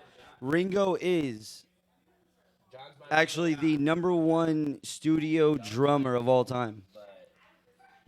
He's one of those drummers that's a first shot done. So let me ask you guys a straight. Have you ever thought, just for shits and giggles, switching instruments for one song? I would love to do that. I actually have. I would have. absolutely love to do But I will never ever do that. Seven Nation Army. I know how to play it. I know how to On play what? on the guitar and on bass. what, bro? I'll play it on drums. I'll switch you. Ooh. I gonna cannot make have that any happen. alcohol before that. We're gonna make. I just throw it out. I'm just thinking because you're all talking about how you all kind of dabbled with other instruments. I'm like, that would be kind of cool to see a band be like, and for this next song, we're gonna fuck with your head. A lot of And bands everyone- actually do actually go for it. They actually do it sometimes. Really, I've never I have seen a it happen. huge. at a I have show. a huge appreciation. I've seen for, some bands do for it people before. that are. Yeah. I know a couple songs. I do not play guitar though. Yeah. What? I don't remember this. What were you gonna play? Electric Triangle? He wanted. Oh, okay. Joey wanted to scream. Hey, bro, let's go for it. Let's do it. No, but I have a huge appreciation for multi-instrumentalists. One, because it takes a lot of talent to be able to sit down and put in the amount of hours it takes to learn each instrument. But I also feel like you get an appreciation for every single instrument and what their position is in the band. And that makes, as your main instrument, like say my main instrument is guitar, I now play differently as a guitarist that I have now that I have an appreciation for bass, for drums, for vocals. It just makes you not want to be like, oh, I'm gonna take leads all the time. Like I just want to solo, and you kind of find your place. And there's this band that I've known all the guys for years. They're called the Flyers, and they're a cover band. They play a lot of classic rock and blues, but as musicians, like they are the most talented group of guys I've ever witnessed, apart from these guys. But dude, Patrick Farinas is a monster on like every instrument, and he just can pick it up and play it. And he was another huge influence on me, apart from all like the big name guys. Like when I first moved down here, he kind of showed me the ropes and showed me what it means to be a really real working musician. And so I give a lot of shout out to those guys. What is it? No, I've Slippin' never the heard of Spin them. Outs. I've never heard of them. Really? I like No, rock. I gotta check I them out like for that sure. shit though. Rockabilly is fun. Yes. yeah, they play it like Irishman and like Boca. Okay, yeah, uproot and hitting and upright. Hootenanny. Uproot Hootenanny.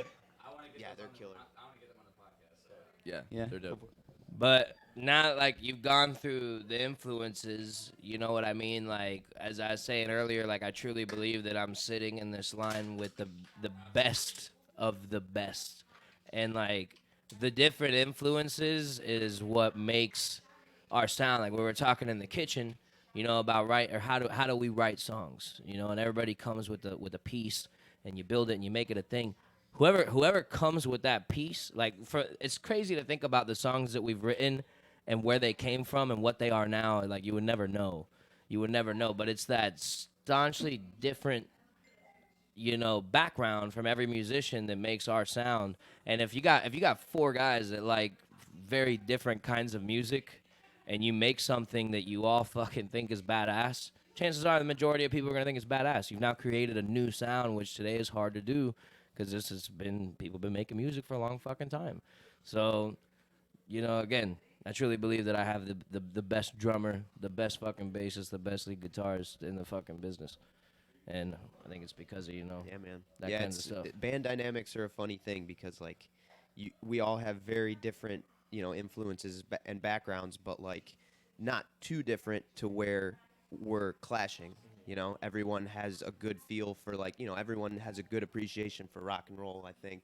And it just works. And a good love for a bass solo. Oh yeah. Fuck yeah. There's nothing better than that thumping bass solo. Jason, what's some of your favorite bands? Oh shit. Now I'm interviewing you. Yeah, here we go. Some of my Yes. favorite bands. This is It what I do depends for a on job my- interview. Yeah. I interview the fucking boss. I'm like, what's up with you, bro? Favorite bands? It depends on my mood. I'm a big Elton John fan. Dude, nice. Um, Absolutely. closer, yeah, bro, I like that song. It's funny. Tony Danza, hold me closer, Tony Danza. Extravaganza. No, Goodbye Yellow Brick Road was probably one of the best That's- albums. Emperor's New Clothes, right? Like, it's such a great song. just depends on. I like Social Distortion, The Cure, The Clash, Hell yeah. Depeche Mode. I I have a a huge place in my heart for 80s music. I have a huge gamut of 80s. music I listen to. Chicago, Play it backwards. Boston. Chicago kicks ass. No, No, yeah. it's it's, fine. Little what does he Nicky say? reference. Yeah. He says, what the fuck does he say in the movie? It's They what was it? He's I like command you in the name of Lucifer to spread the blood of the innocent. it, I just for me, my taste is so eclectic. It's not a matter of a band I don't like. It's because almost anyone out there, there's a song from a band I like. Right. Except for anything that Joey ever sings. But no, I mean, I just. All you guys fucking say thank you. Yep. I'll go there. Fuck yeah, dude. Nirvana was killer, dude. As a three-piece, get the fuck out. Nirvana was killer. Ooh. Or was Courtney Love the killer? Thank you, brother. Ooh. There is a killer. Yeah, anytime that anybody asks us, like, shouts out, like, play Nirvana, I'm like, we're not. Well, what happens when they ask you to play Sublime? We actually do play a couple of Sublime songs. Dude, when you're playing in bars, Oh, you bro, gotta and play people are lit, Santeria. like, they like That's- hearing it. But anytime know. somebody shouts out Nirvana, I have the same prepared line, which is, we will not be playing Shotgun Lullaby in tonight's set. I know I'm a douchebag. Hey, I'll you know, really I mean, think. it's whatever. I like John Mellencamp. Yeah, dude. Look. No, man. Like that's. I'm a huge Seeger fan too. So I like that, Bob that whole Seger, thing. yes. Like, Silver Bullet Band. Silver Bullet Band, Aretha bro. Franklin. Nice, bro. yeah, dude. Real you're going nice. all over the place. I'm love literally it. all over. Like I I love it. have. Bro, you I get have into, like, records all my I try to collect the original LPs Nice. on vinyl. So 60s albums, 70s albums, 80s albums on original vinyl. Do you mind if I bring some of those over here? I want to go through it on the podcast. Oh, here, that's my main listening bin right there. I just wanna- bring that No, shit that over one here, right there. Joey. Show me the funk albums. That's all I want to see. Yeah, what's Show up me with the some funk, bro? Let's be Uh, careful here. Hold on. Shout out to Parliament. Watch Chris fuck this up. About, like, the band. Oh, the band, dude. Oh yeah, you absolutely. were just talking about them. Yeah, the band. The band. You know, and Yeah. their first album, The Band. Dude, love, like, soul and shit, too, like Bill Withers. With him as he was in his outlaw fucking. Nice. Oh, the best of bread. Yeah, look at these guys. So you've seen The Last Waltz, then, right? That is one of the most Actually, amazing documentaries. Funny I've thing ever is, seen. The Last Waltz. Most people don't realize that they play that the day after Christmas almost consistently. It was the day after Thanksgiving. the right? day after Thanksgiving, yeah. Right, right. Oh, Sergeant Pepper's. That's- Oh, yeah, dude. That is Wow. It's like the not the remake, but yeah, you know, it's with Aerosmith. that's with Peter Frampton and. But no, but for a long love time, Aerosmith. I grew up as a kid watching that with my dad after Thanksgiving. That's Oh, how. nice. That was like the Votes for tradition in your Aerosmith, family? bro? Am I the Is that no? Robin Williams? Fuck yeah, dude. R.I.P. Robin Nice. Williams, Oh, man. R.I.P. Robin Williams. I fucking. Bro, I the thing miss with that dude. Aerosmith, Joey, you gotta say, bro, is that like doesn't matter what year it is, like you know it's fucking Aerosmith the second you hear it. Yes. Bruce Springsteen. Early Aerosmith, Grand Funk. Oh, nice, dude. Mark Man, this Farner's guy's got another it over huge here. influence. I just on want to me. do this really quick. I just want to do this. Jesus, they're all naked. Yes, they are. Um, They are all naked in Grand Funk. On I their want to cover do this photo. really quick. Fez- Robin Williams, my dog, bro. I miss this guy so much. Yeah, man. in here. Mrs. Doubtfire makes me feel warm inside. Yeah, bro. I miss that woman. What was her first name? or whatever they are. Euphegenia Doubtfire, bro, dear. This I'm is a my hippo and dog right granny here. who I can love this hip hop, fucking guy, bro. bebop, dance till you drop. I love that you know That's the David Allan Coe album I was talking about. Oh, Oh yeah, hell yeah. Oh, Jim Croce? Yeah, dude, that's a great. Crochet. Crochet. Crochet, yeah, bro. It's Croce. That's a fucking badass If It's a I Croce, could this say is Yeah, I'm like America. all over the place. Like, Foreigner, fuck yeah. Bro. You know why they're named Foreigner? Joe, you like Outlaw Country, bro? Two of their guys I have a Waylon Jennings fucking tattoo, bro. So wherever they I love play, Outlaw they're always Country, foreign. of bro. course, you Like, gotta there's have at least the one obligatory Fleetwood Mac. Yo, can we have? That is one of the best albums of all time. I do sure. not care what anybody says. That is one of the greatest albums. Show of him all the time. Fleetwood Mac. Show it to the camera. What an amazing group of musicians, Of and they all course, hated each other. I'm Yeah, a they huge fan. fucking If you hated go each to other. this, you'll find about 5 different albums of BTO. I'm a Oh huge yeah, dude! Fucking Back- they were Guess Who before they were Bachman Turner, right? Like Bachman and Turner were Guess Who. Fuck yeah, dude. They're great. Say it on the fucking mic. Just hit into the penis. Talking to the penis. one that I know a lot of people will give me shit can't for, remember but the I name don't of give the a song fuck. now. Neil Diamond. Dude, he wrote so Diamond. many good Look at that hair. I've never really listened to him before. Crackling Rose. Love that song. Sorry. You ever see the movie Saving Silverman? They have that Yes. that Neil Diamond Yes. cover band. Diamonds in the Rough. I mean, literally, I'm all over the place. Kansas. So I'm just distracted. Literally every song on this album is amazing. So the one I was looking on for this, is it called Everywhere? Oh, you were asking for Everywhere? some funk? that's that's what There we're you go, talking bro. about right there. Rick James. Rick James. Look at that man. Fuck yes. Fuck yes. So, yeah. We need more funk. Very huge eclectic taste. And that's just, this is my common listening. This is what I throw on regularly. And then I've got 2 other stacks of stuff that are really, I have to, like, I want to listen to that, and I'll go hunting for it. There you go. Yeah, dude. Fucking funk music is awesome, man. I love funk. So, yeah. Parliament's my shit. Very, very, very eclectic. Yeah, dude. I think Andrew and I actually started bonding Over over funk. the funk. That That's was like when we became friends, dude. Yeah, I used to skip class. Sorry for everyone. Sorry, Mom and Dad. Sorry, Mom and Dad. Yep, I'm sorry. And I was just, Yeah, because I didn't want to drive all the way down to Boca, so Andrew's opening up the shop at like 10, so we'd get there at 9:30. Where were you going to school in Boca? FAU. Oh, okay. Yeah, so I mean, yeah, Right. okay.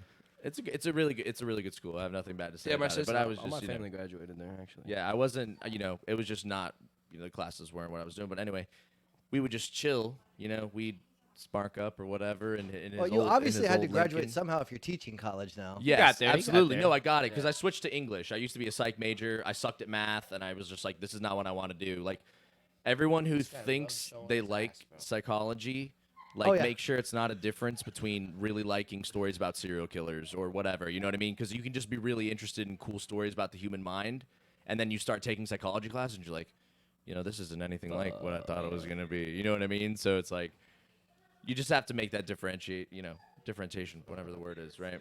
Well, But- most people who get deep into psychology is because they have their own disorders and they're just driven to find out more about it. That's Right. why 90% of the psychiatrists out there got in so deep into it because Mhm. they're fucking nuts. That's what she said. Yep. You know, So, I mean, we every used to fucking just- day. We seriously would just listen to Rick James, Parliament, fucking Heat Wave. Bro, like, what was just- that one song though? Foxy, Get Off. Foxy, Dude, Get That Off. was like our jam. Bro, it's so fucking good. Grab that, pull that up. Yeah, it So was good. It was, and that just sort of kickstarted, me getting back into bass because I put it down for a while. I just wasn't playing it, but it's like, Thanks the for funk, getting that, the Joey. funk is the way. The funk is the way. Shows you how important bass is, bro. And like a lot of people don't realize, even in like modern music, like, is Bruno Mars even like modern anymore or whatever? Here, Yeah, why don't you Bruno just Mars hop in? is I know you super want to talented. join this conversation. No, you join this conversation right now. I know you. That's why I'm Yeah, a huge he's Chili taking over. Peppers fan. Is Bro, 'cause because of the they're fucking as bass. funky as they get. But it's like, from You from a don't. modern- We don't need you fucking guys, bro. We got this over here. Yeah, dude, But like, it was amazing. you don't realize, bro, that like when you're driving along or like you hear a song and you're like doing this little number right here, it's the bass that's got Oh you yeah, doing that. because all the guitars going is good. Yeah. No, I'll say John Paul Jones It's is the probably bass, one of my bro. favorite fucking bassists, dude. Bro, he was a I love savant, that dog. motherfucker, dude. Yeah, Fucking. what makes him great though? It's like I really started to appreciate John Paul Jones when I listened to No Quarter, Oh. and then he gets on the keyboards. There is no cool. Dude. No, Rain Song was probably one of my favorite. Not because of the speaking of bass, the but tip of the just mic, in bro. general. Right, and then that thing like in your things like mouth. Battle God. Forevermore, you get to hear him Like play that. acoustic. Like you get to really. John Paul Jones is one of the best musicians. Mandolin, What's the absolutely. one? I bought a mandolin just because I had Right. the Zeppelin like live videos, like a 3-disc fucking collection set or whatever, and I had like all their live BBC tours. one or the Fillmore one? They had. It had everything. Then that was this one, the mothership. The fucking There was like mothership it was like three Yeah, but discs. if you bought the whole thing, it came And like with the what was it? It was DVDs. what was it Bron YR Stomp? Bronny R. Stomp, Yeah. bro. Hey, So good. dun, Caught dun, you dun, smiling dun, dun. at me. Dude, I That's the fucking love that way shit. it I got a should be. mandolin just because of It's an that. open F.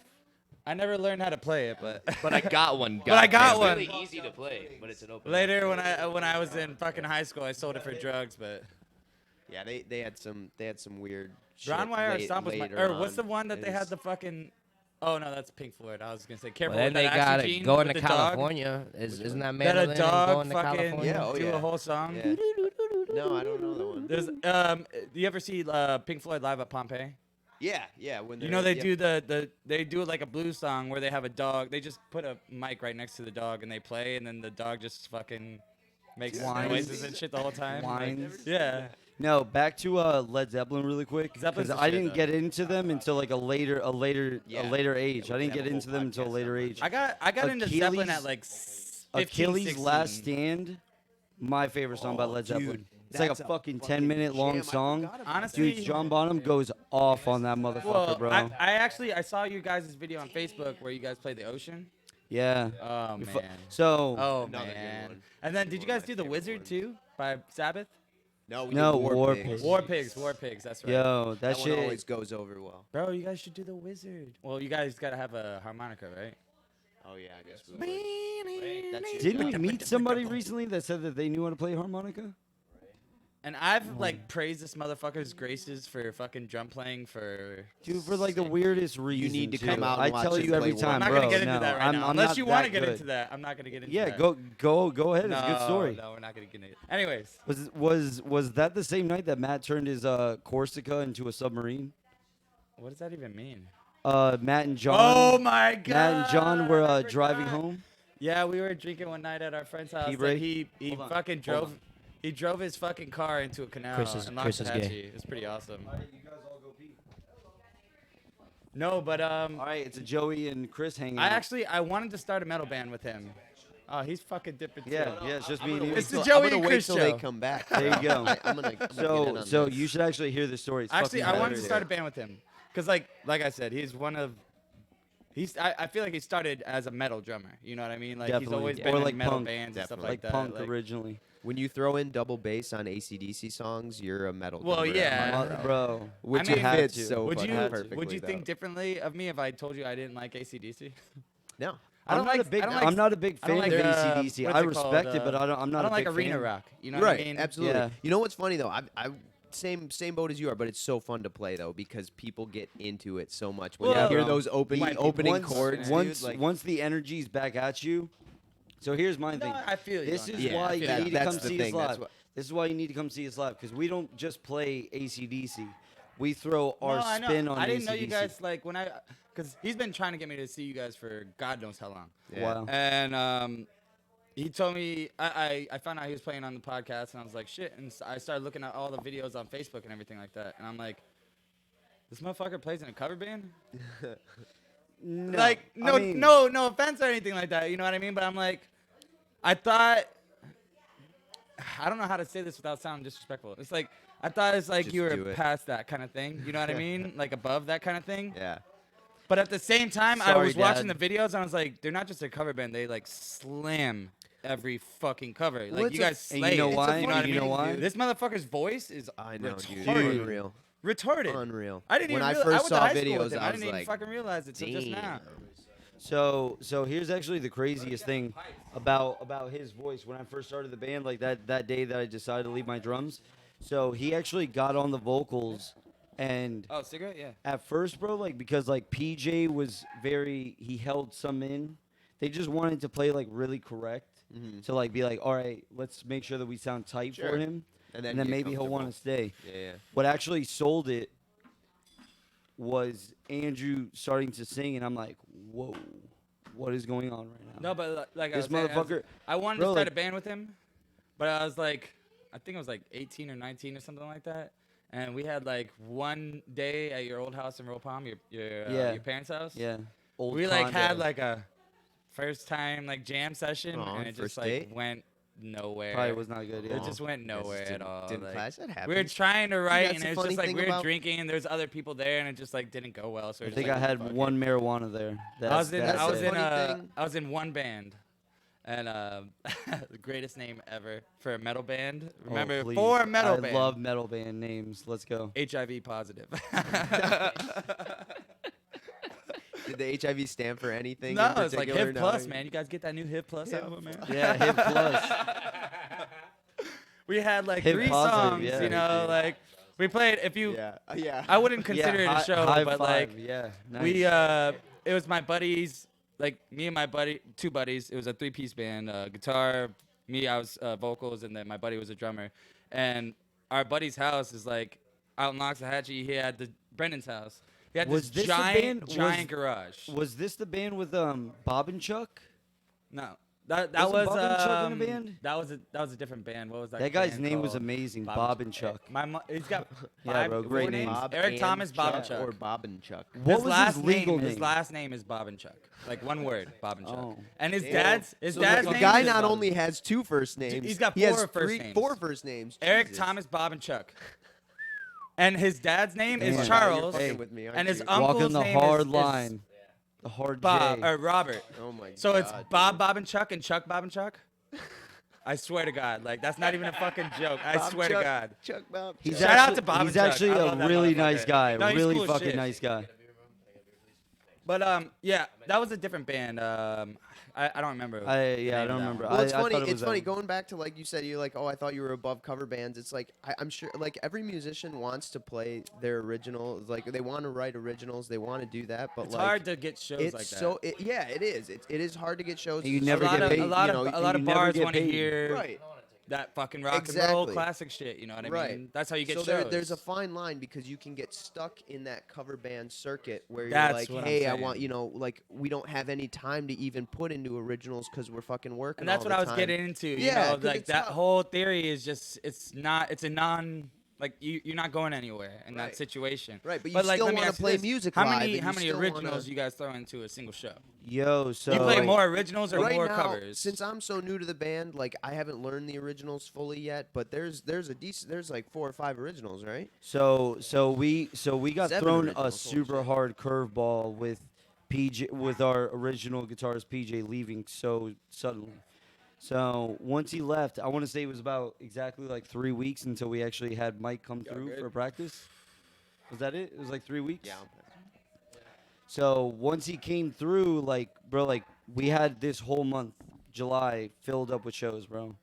Like, I mean, like everybody was nervous. I felt bad for Mike the most because we threw him a fucking like homework for Yeah. days. Oh yeah, because And he bro, was just that, like he how long have you killed been it. in I the band? could not. believe it. How long have I been in the band? Like a month, maybe. Oh Yeah, wow, a so you're month, just yeah. still fresh. We to had this. like 4 or 5 practices. and you before know the most of the first- covers and stuff like Yeah, that. well, already. I knew him, or I either knew him already, or at least was comfortable enough with him. Like I had heard him numerous Now, is times there to like learn you 'em. know the song, but- you gotta adjust to playing with them? Yeah, there was a couple. Yeah, definitely. Yeah. There's definitely a lot. Yeah, that we and the put our own reason spin is on. what I was saying earlier is that we do a lot of covers specifically because we you know, as a band, you can go and do your originals, but you're not gonna get paid that much. No, I understand. My biggest You're not thing gonna is get like, paid, so you got to do the 4 hour especially sets. since you're all, If you wanna get all, money. all of you together collectively are like all extremely talented musicians.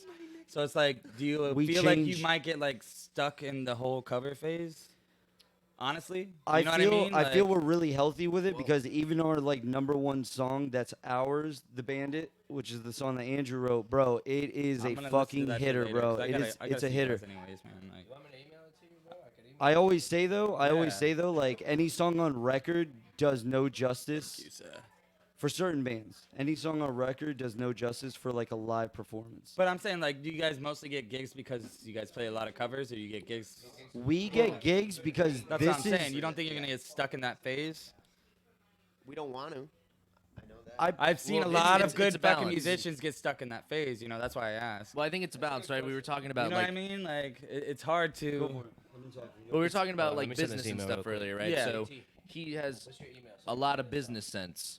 So I mean, we have been able to actually like when we had all the covers down, we just meld them into the covers, and you know what? We're distinct enough to stand out, and people be like, you know, we've had people that shows, oh, play another original, play another, you know what I mean? It's like That's good shit. You know what I mean? It's Yeah, people just really- request the yeah. fucking originals, but I mean, dude, you like Led Zeppelin, yeah? I love Led Zeppelin. Okay, dude, you're at some dive bar on a Saturday My night. favorite place to be. Alright, you know what I Or mean? the Villager. That's my Some shit. dingy ass bar, and there's these 20-something-year-old That's what I'm dudes saying. up Nobody on wants to hear stage. fucking originals. They But wanna I'm hear saying, covers. bro, but you hear covers, right? But you see a band go up there and fucking execute to some high level a song like The Ocean or like War Pigs. That's what I was. That's Dude. another thing I was Right. getting at. It's like you guys don't just cover the songs. No, you guys we like slay fucking the slay fucking the and, song. goddamn and a song. lot of the time we add, you know, have you ever heard a breakdown at the end of a Johnny Cash song? Yeah, motherfucker. And that was his idea. You know, he likes Sons doing of that a idea was weird that? shit. Fucking That was tradesman, Chris's the metal idea. Of drummer. course, it was Chris's At the idea. end of during Coming back- from a metal yeah. fucking And it's background, badass, And he bro. just lays it down and we just like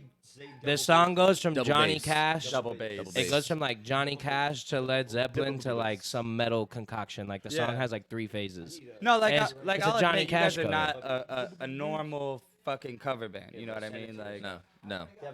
And I mean that's honestly a comment we get a lot. It's like I love the spin that you guys put on these songs. Yeah, and it's, absolutely. I mean, I've talked about with Chris a lot. Like That you sucks. listen to the cover. I know. You listen to the covers of this. Like we listen to the original versions of the song, and like I'll ours listen to is the. better. Well, I don't want to say that our ocean or anything like that is better, but it's like I like the energy that Andrew's bringing. now more what's in the your song. what's your guys' favorite song to cover? Fucking War Pigs, dude. War Pigs has been which War we Pigs has just been really started fun. doing.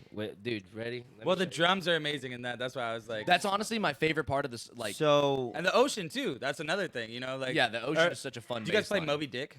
no. Oh, no. I can only imagine. Listen to the crowd fucking singing the song right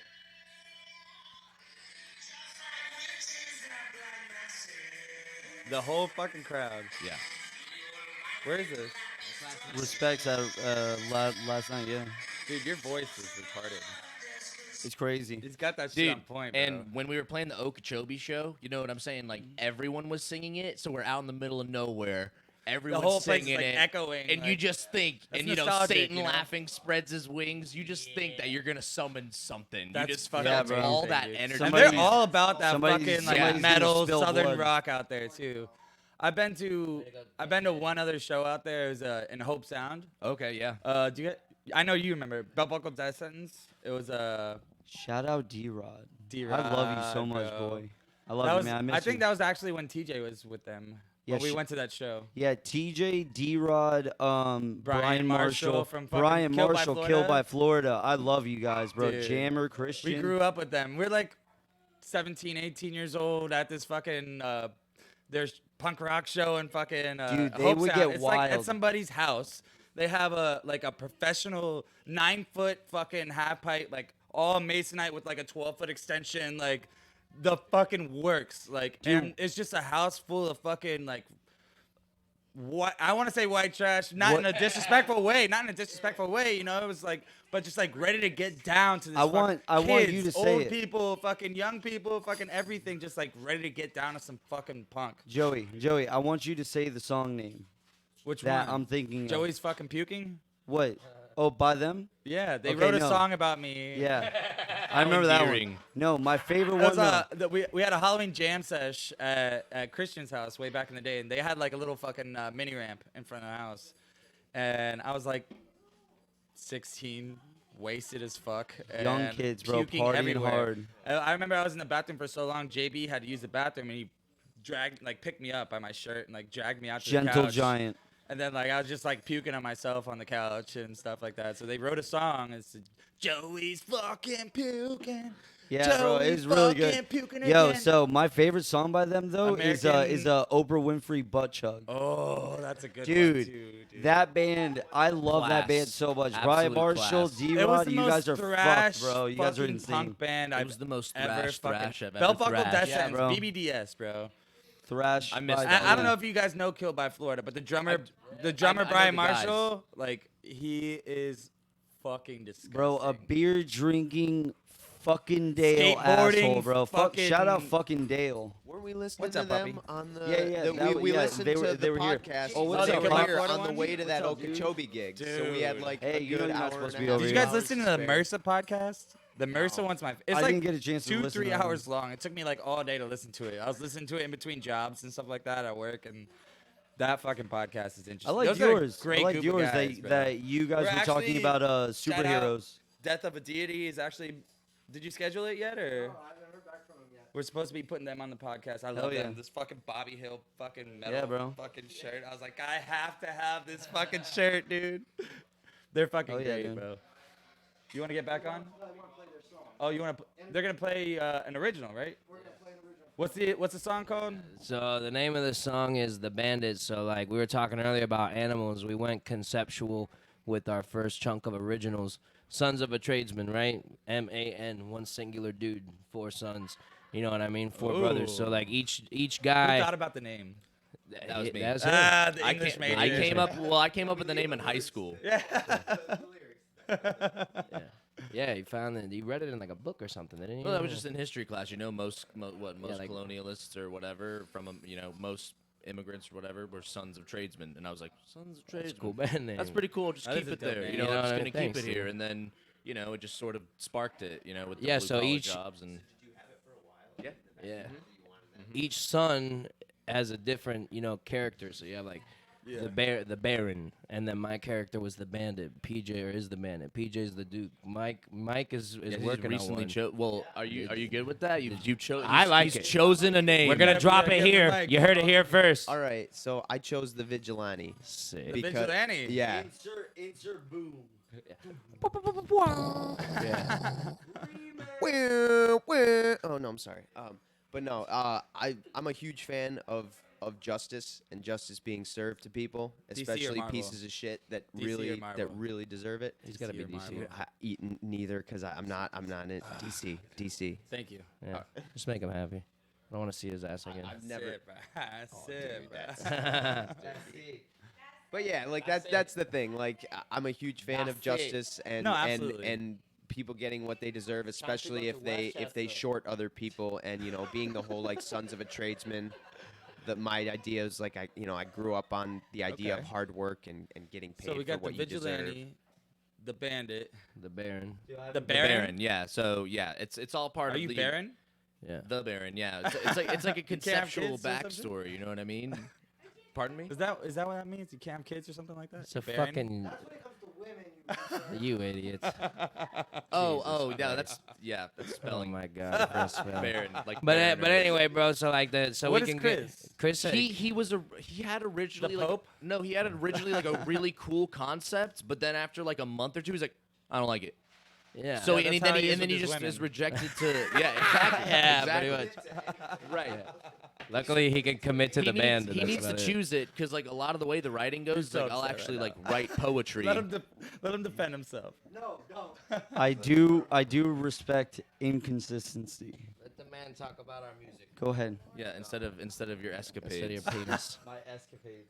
Yeah, so I mean, Continue. it's all conceptual, and I mean, it's sort of like this interwarring story between brothers and how how just being a son works. I feel like there's like a lot of actual things that go on, like relationships to like fathers and stuff like that. But And it's you're all in technically this. sons of tradesmen. But Right, yeah. exactly. Right. And at the end of the day, bro, your brother, all right? Sometimes you're gonna fucking hate your brother.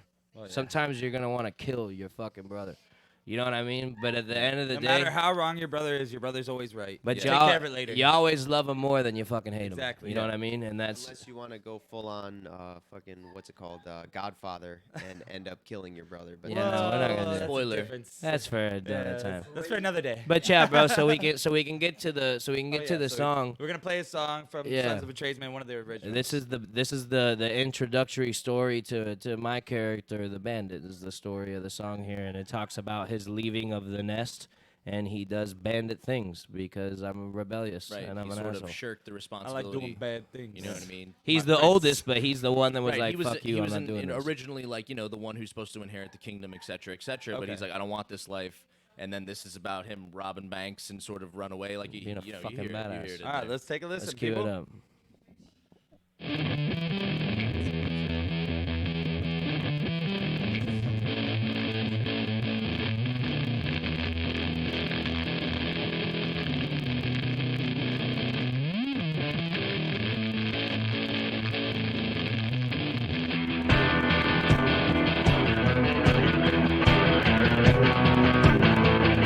The first of 3 nights and boys I came.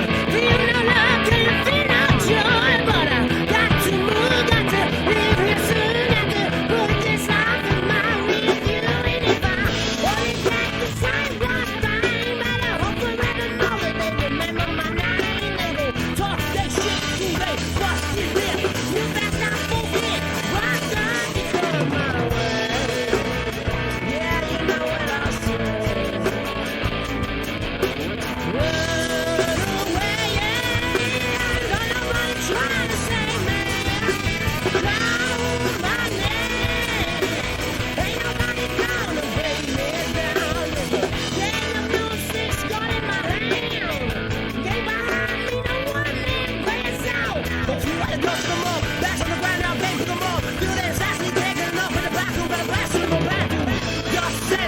Blasting hot metal, head to the ground, try skipping out. Just start to running. So if you show me that key, copper, you know what I say. Run away, yeah. Don't nobody try to save me. Call my name. Ain't nobody gonna bring me down.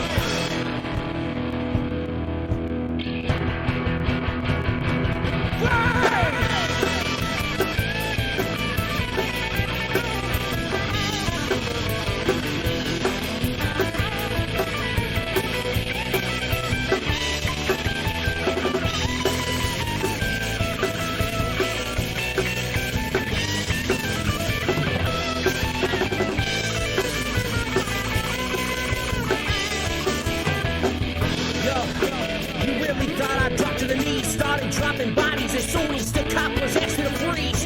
Now I'm mounting up, riding round a saddle up, towards the sunset with guns west and a knife to hook. No more nightmares in the ground, no more old man in the down, no more tap walk around, trying to come in crazy. They fucking love you, hate me. So if you come my way, Father, you know what I say.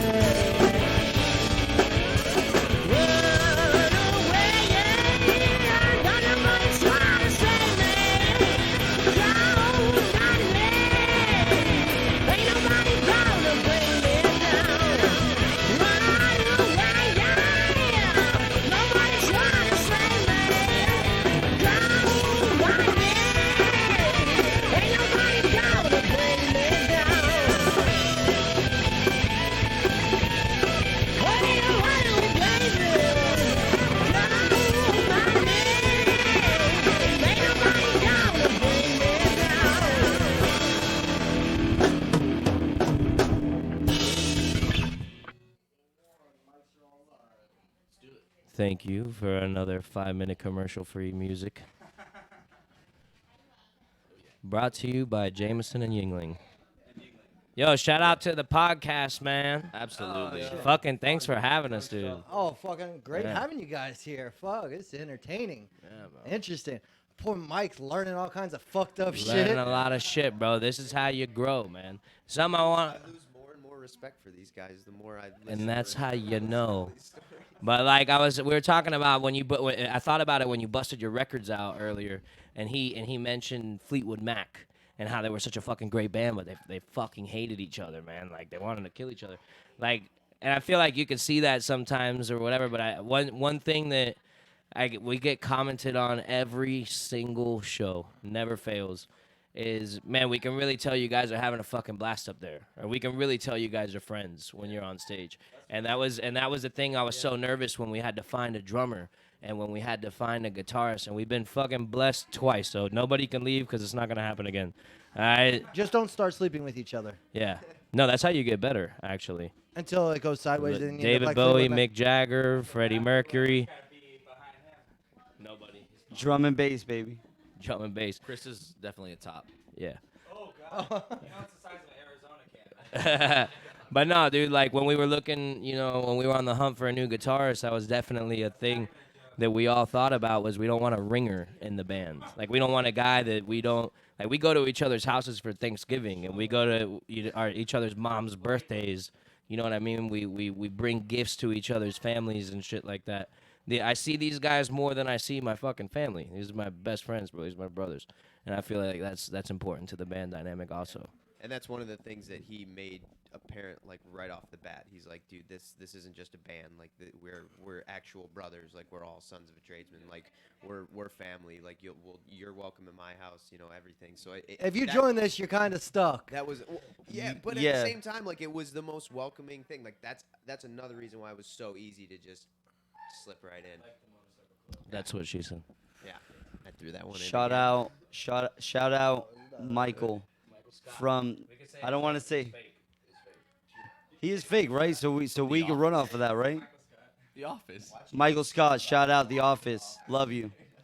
But yeah, no, man. A big thing in this band is that everyone has a voice, so you need to speak up when you feel something, because it's Right. everyone knows that. Even with like friendships, if you don't say shit, you let it build up, it's gonna be a fucking massacre at the end of it.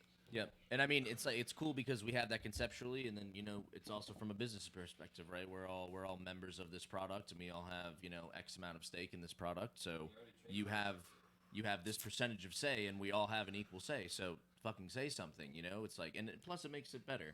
It just makes it better. I remember everybody's good on a song, and I'm like, how about can we tighten this up? I don't really like it. And then Yeah. there you go. Speaking up sooner while it's still a minor thing is a minor problem that you can get over if you let it build up. You want to talk about shit that's bad for bands? Like you were talking earlier about mistakes that bands make. That's a big one. When we were actually out in Okeechobee, we were in between sets, and Mike, you said something to me, man. I can't remember what he said about, like, I knew this was gonna be fun, or da-da-da. Oh no, it was the Lenny thing. So the first show that we played. We were practicing one time, and I were talking about songs that we've set out to learn and never conquered. And one of mine is Lenny by Stevie Ray Vaughan. And he's like, dude, I can fucking play that. So he goes in the garage and he starts playing, and it's like incredible. And I was like, would you want to open a set with that? And you just, that can be like your introduction so people can know you. And he's like, yeah, dude, you guys would do that for me? Was his fucking answer. And I was like, dude, yeah, of course. Like, you going to tell us that we can sit down and drink a little bit more? Like, yeah. Incentive for them to take a break. Any incentive for me to take a break and get another. And then he was like, how about you guys come like halfway up, and then, we'll turn it into like a jam. And that's what we do now, and it's super fun. So like literally the second show we played was that Okeechobee show, right? Yeah. So we had only done one show up to that point, and we finished the first set. We're coming back up for the second set, and I said, hey, you going to do your Lenny thing? And he's like, I thought that was just for the first show. And I was like, you can do that every fucking show. Do you want to do it? And he's like, oh, if you guys want me to. I was like, do you want to play the fucking song? And he's like, yeah, dude, I'll do it. And I told him, I was like, dude, don't I think exactly what I said was, don't ever be afraid to say fuck you around here. I have Like, a lot of trouble with that, and if my girlfriend, if she's watching this, she probably knows that I usually don't say anything that's on my mind until I just fucking explode, and it just makes so back to what you were saying about it's like get it out, get it out right away, it makes everything better. So yeah, she knows. Yeah, bro. And if it's a beef, you know what I mean? Because it's happened, bro. Chris and I almost fucking murdered each other before a show one That was time. wonderful. Yeah, they could hear us like screaming at each other inside, and shit was great. Yeah, that was. Yeah. And then we played a fucking great set. We, It wa- yeah, it we was, yeah. you know, you hug him, you fucking hug each other, you kiss on the cheek, you love your brother more than you hate him. Yeah, Always. you leave you it know what I off mean? stage too. Yeah, that's the other thing another- too. yeah. When I remember he got scared because like we kind of squashed it. Like we had squashed it as much as we needed to squash it. And before we start the first set, I turn around and before every set, I always shake everybody's hand. Have a good set, bro. Let's fucking kill this shit. And I shook Chris's hand, bro. We like fucking dead-eyed each other, and I was like, "Business is business," and he was like, "Business is business." And we fucking went. And we killed our fucking set, dude. You know. And then after every set, bro, handshake. And I don't know how it started or how we adopted it, but like everybody like shakes each other's hand, like daps each other. We're like, doctor. I feel like that was like I think that was like PJ and I because we just would shake our just get just a firm handshake, not even White like guy a, handshake, bro. I think, It's from a show. I think it's from a show, but they also I think that's what they do. Doctor after like a successful surgery or whatever. So it's like afterwards, like we all just go around doctor. It's just sort of like a meme, if you will. that Yeah. we've sort And of- if it's a huge issue, bro, you take it to a vote, and then whatever the vote is, you honor the fucking vote, and that's it. No, one of us will stay there. No. One of And us will then stay. I feel quiet. like I'm usually like hard on good That- words hard on there. someone's side. You know what I mean? Yeah, exactly. Thank you. Woo! It's like I usually just strongly agree, or I'm like, I have no stake in this. Like I'm honestly good with either way. Like, but the thing is, yeah, we get it done. We talk about it right there. And of course it helps that we're drinking, all night or whatever. And but it's like, it's 3 hours into practice. We're all sweaty. We're all a little bit buzzed. It makes, we clear the air quickly. It's really an amazing thing to be amongst people and get things sort of settled. Like I feel like this is what being an adult is like. You know what I mean? It's like we have. Shout out to I'll take your word on that one. Yeah. Yeah. Yeah, because you have to like realize that for the betterment of the band, maybe that your opinion at that time like might not be as important as like the group as a whole. So it's you have to be able to swallow your pride and be like, you know what, I really want this, but maybe I just have to let it go. Yeah, nobody's going anywhere. You know what I mean? How did it make you feel, Mike, when they sat here and said, "Yeah, you can do this every set"? So apparently that song's important to you. Like, Yeah, it felt great. Like I said, Stevie Ray Vaughan is a huge influence on me, and I play that. So like when I pick up the guitar, that's one of the songs that I usually just go to and I start diddling on, and it meant a lot to me because like it's what I was talking before. It's a weird position to be in when you're kind of coming into a band when everybody else is already really tight. You don't know anybody. You don't know how you're gonna gel with them, and for them to just be very apparent with that right off the bat was like, hey, you're 25% of this band. You have just as much say. If you want to do something, you do it. And if we agree, like most of the time, we'll support you. If we disagree, we'll take it to a vote. And that's how it is. And I'm like, damn, like if it's as cut and dry as that, and there's no drama, there's nothing, like exactly. It's so easy. It's like it's either yes or no, and that's it felt great, dude. how many But- times you guys vote down Chris getting multiple drum solos per set? He needs the solo more. It's unbelievable because it's like I'll take the solo and it's like Nobody Take gives a the shit solo, about like Chris. what I have in the arsenal. Like, bro, like I'm like leaving it all out there, like on the fucking field, and like Andrew, like in the middle. I think it was the Okeechobee. Or no, it was like the one after that. I guess like prop, and you fucking like came up to me. we did You're like, Okeechobee and then we go, did Voltaire. go now. I'm like, We usually drum solo every time, but I feel like we did something in Voltaire. fucking man cave. Okay, so there was a video. Was that Spread the Good? There was a place called Man Cave, and if I remember correctly, it was like right off of like Georgia Ave. It was like a little fucking like warehouse bay. Actually, where Spread the Dub rent the bay now. That same one. Yeah, bro, it's cool. But Oh, I thought you said Bang Bus. I'm like, whoa, that's yeah, what no, I need to know. we are not that lucky. No, but so at that place they like had the after party there, and there was like a fucking mini ramp. There was a shit ton of girls, bunch of like buddies. Everybody's cool with each other, and I found out that there was a drum set on like the second level, and it like overlooked everything. And the guy who was running it, I think his name was Andrew, and he was like, "Yo, I heard that you play drums." I was like, yeah, bro, but I'm pretty fucking drunk right now. Like, I don't know. He's like, bro, fuck it, man, go. Dude, I went up there, and, like, there was another guy playing drums, and he was trying to impress a girl. I ended up taking the girl home. You see how that goes? Real quick, just to let you people know, the whole place is popping. Everybody's having a good time. Everybody starts hearing him playing drums. The place goes fucking silent. They're just like staring up at him playing the drums. They're like, I felt so "Holy bad for that. I shit." felt so bad afterwards. That's what I'm saying. Chris is one of the greatest drummers I've ever met in my life. Absolutely. All right, before anything, though, I do want to shout out, get ready for it, Steve and Gloria. Yeah. The only place that we've ever been able to, like, fucking play as long as we want, as loud as we want. It's his mom and stepdad, and they are amazing. We say bonus dad because Bonus dad, stepdad, yeah, because you're lucky. It's like an extra treat. Got 2 cool dads. You know what I mean? Right on. Yeah, not only Great was, fucking people. Not only was the band like more than welcoming, but their family is just unbelievable, dude. They're like A lot of the support. nicest people you will ever. Yeah. So- Bro, it's a fucking hanger. I want to ask. So you said you felt bad for that guy that you just totally decimated, and made him look like a chump. But was that before or after you banged the girl he was trying to impress? No, that was like way later on in the night. Like, Okay, way yeah. afterwards. I actually had to sneak out of her house. Her brother like tried to kill me.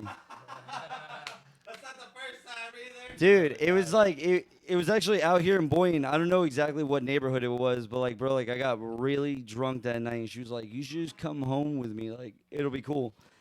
I ended up going over there, and I knew it was kind of weird. Her dad was like stuck in a chair, like he was like watching TV, like chips all over him. It was like very movie scene.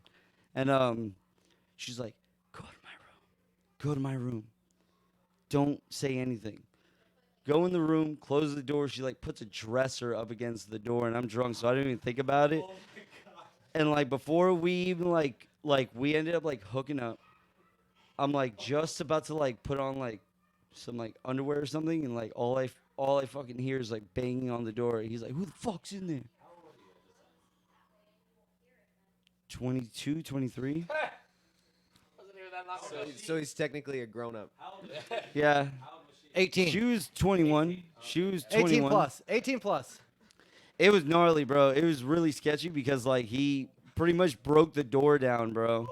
And yo, like funniest thing, like she had like a window and there was like a bunch of like little like figurines, like you know like how somebody like kind of overpopulates the room with like random shit. In front of her window was like a bunch of little like things. Bro, I was so yeah. I was so sketched out. You'll have to I explain ended that up- in a minute. I ended up destroying everything in front of the window, busted it open, and jumped out. Like, ate shit into, like, bushes and dirt. Jumped up, and, like, the kid gets through the fucking door. Pushes the dresser out of the way. Bro, he's a mountain. He's a fucking huge kid. I jumped through, like, 8 backyards in Boynton. Motherfucker ran. No. I actually had, like, my, like, shirt in my back pocket and my jeans on with my shoes. And, bro, I dipped. That was a very scary night for me, bro. So explain the Hennessy bottles. Well, it's like I remember the first time Chris Explain it. invited me over to his house, or whatever. We're Oh, all chilling, yeah. and you walk in, and it's like Hennessy decor. I've never seen more The whole empty Hennessy. fucking house, any dude. time there was like a shelf or a ledge Hennessy bottle, right? Yeah. You know what would look good up there? An empty Hennessy bottle. Well, you know, I remember when we were going to what was it, Sunfest, right? And it's like in the middle of the day, he whips out a thing of Hennessy, and then I tell Andrew about it. It's like that's how you know Chris is like going in tonight. Yeah, if Because Chris he just does the goes shot of straight to- Henny yeah, if he goes 'cause before he's he usually, leaves. like sipping on a beer, you know, he's really like whatever. But it's like we were going to Sunfest, we were gonna Uber there. He just cracked that thing open, just sat in the backyard. Bro, I have a great Chris story that I don't think he I actually remembers. did bring a flask, and no, it was JMO. Good man. We were at, it was either a Christmas party or a New Year's party at a buddy of ours' house, and no, this was Rocky's house. Yeah, you remember now, fucking dick. Yeah, but I had Shout out to my beautiful girlfriend Erica. But like I got like engulfed into this massive friend group because my girlfriend is friends with them, and just so happens to also be friends with Chris, which is cool. I know But, someone else who knows that what that looks like. Yeah, you just get like fucking sucked in. So like we started dating in September. This is December. You know what I mean? So I'd only even known Chris for maybe like 5 months at the time. And we go to this fucking real nice house party. I think it was for Christmas party. And bro, this guy has got this fucking beautiful drum kit like set up in his living room. Beautiful fucking drum kit. And he goes like he was trying to impress some ladies also. And the guy that owns the house, okay, and he fucking goes and sits down at the drums and he plays and he's a pretty good drummer. And Chris had been drinking, which is the constant in all these stories. I've been drinking too. And Chris looks at me and gives me like one of these. I'm gonna do it. And I was like, bro, do not. Bro, this guy, I get enough of that. Dude, he goes and he sits down at this drum kit, bro, and just this fucking masterpiece of drumming. He leaves no piece of the kit untouched. The whole fucking house is set. People are recording it on their cell phones, bro, and they're like, Jesus Christ, do you know that guy? And I'm like, yeah, I fucking know that guy, dude. And like gets up and comes back over to me and he's like, the Chris move. He's like, gives me one of these. I'm like, bro, you really just disrespect. It's his house. In his house, In on his drum in kit. his drum kit, in his fucking bed. house, at his fucking party. He's like, all right, bro, it's kind of getting loud. Yeah, and then so I lose Chris. After this, I lose Chris for like half an hour, and I figure he's doing Chris things. You know what I mean? But no. But this is what. Whatever. We don't see him that much. So I lose him, and I went outside to like go smoke or something. I walk out through the garage, and they had a Cobra, like a Shelby Cobra, like the little roadster. Yeah. Okay. I thought. Yeah, not the snake, like the car. Super old school Cobra. No, no women were I brought. don't- I He was didn't just take he was anybody. just sitting in the driver's seat of this car, drunk as fuck, and he's like, Making dude. like vroom vroom noise. Yeah, he's like, dude, this thing is fucking badass. This shit is badass. And he's like taking pictures of himself in the car. I was like, bro, get out of the fucking car. I'm like, That's just clout, bro. yeah, you already disrespected the shit out of this man's house by fucking destroying him in a drum battle, and now you're sitting in On his his own car. drum Yeah, set. Now you're sitting. yeah. No, next thing is gonna kick him out. He's like, yo, I'm taking over the mortgage, bro. Get the fuck out of here. It's my house now. I actually have hold on. I actually have noticed that when I do get like pretty intoxicated, if I'm in a really nice house, I'm gonna fucking explore. It's like the same thing as like how many times have any of you actually like gone to somebody's like bathroom, going to rock a piss? You're a psychopath. You look in their And shit, bro. And you open up the medicine cabinet. You're not like, what the fuck? Vicodin. Nobody does that. What up, Vicodin? And it's just why people Hate empty their medicine musicians, cabinets. Yeah, he goes in their master bedrooms, check out their clothing, open the closet. No, are you kidding me? No one does This that. is psychotic Do behavior. you go through Chris, their you're bedroom not drawers invited looking to for my their house. dildos and their girlfriends? No, we draw the line in medicine cabinet. Okay. Yeah. Just checking. I was hoping it. I'm like, I wonder what type of toothpaste they're using. Yeah, nobody. Wonder what kind of hair gel these people use. Yeah, You know yeah. what I mean? I'm always, bro. It's like random. It's just. I have, bro. Yeah. That's why I love Larry David, bro. I'm just like curious about stupid shit David. that nobody else cares about. Like I am right now curious. What type of toothpaste do you use, Joey? What the fuck? Crest or Colgate? Whatever his wife buys him. Yeah. Good I've answer. been to his house a couple times. I've never. Yeah, looked he at done it. looked through. He was testing you, bro. He's randomly when testing I'm you. drunk- He He already knew. knew. He He already already knew. knew. Like, I Already wonder knew what what kind type of of fucking person toothpaste you this use.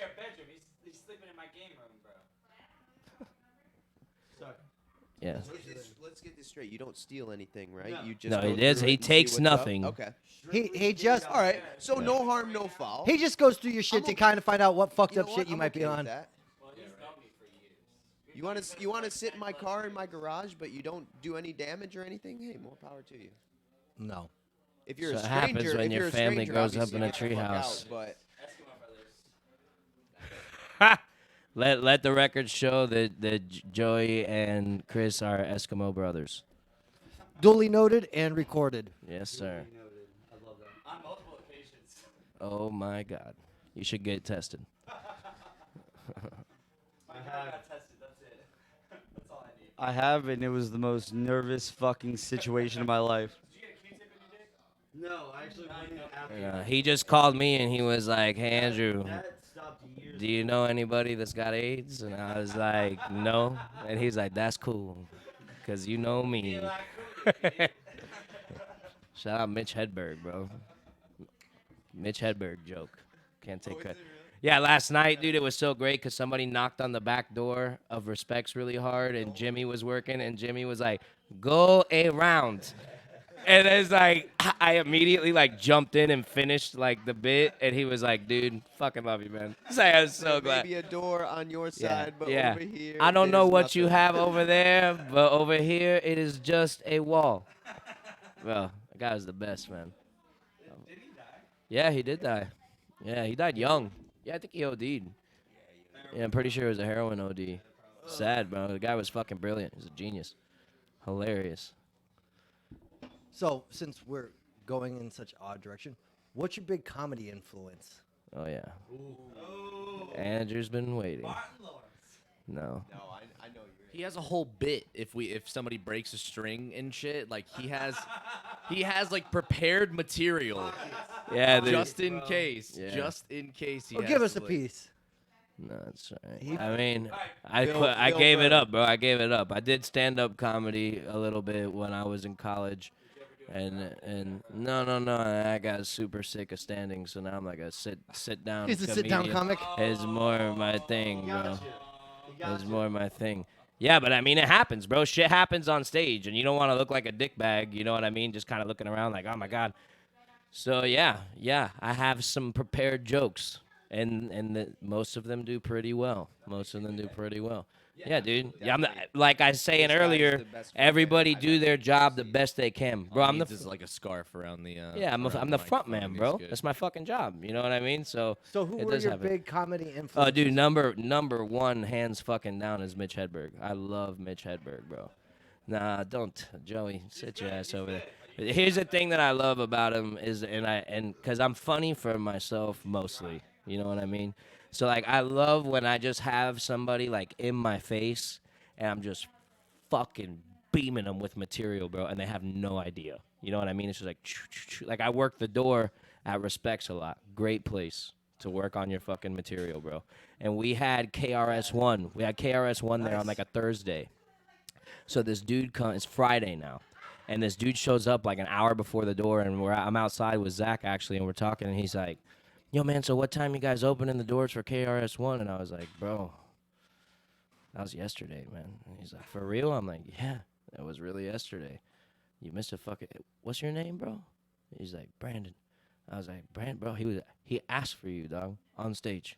He was like, "What? I'm not doing this fucking show without Brandon." And he was like, "Really?" I'm like, "Yeah, dude. But he's in Miami tomorrow." He said you can go catch him in Miami, which he was. You know what I mean? In Miami, I was like, so he said you just go check him out in Miami and leave you a ticket. And the guy just fucking swallowed it. And when he walked away, Zach was like, Oh my god. "Do you like Mitch Hedberg?" And I was like, "Yes, I do. Yes, I fucking do, man." That's my kind of comedy, bro.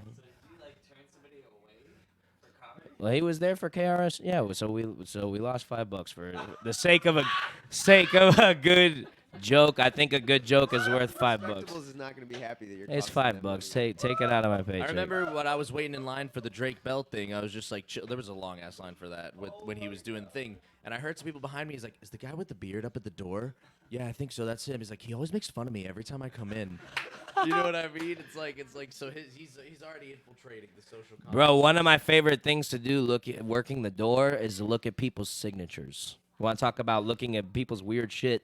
You look at their signatures, and sometimes it's just like a, and it's That's like, mine. Yeah, and I'll be like, "Yo, let's see one, Joey, bust it out here. I'm gonna give you the whole bit right now. You're gonna get it right here. You don't even have to go." That's what she said. Remember, my name is Joseph. So for JR. Let's see it. Yeah. Okay, so I look at it, bro, and I kind of like do the thing. I'll be like, "Bro, the fuck is that, man?" And they kind of look at me perplexed, and I'd be like, no wonder you're not fucking famous, bro. Nobody wants that piece of shit on their picture or anything like that.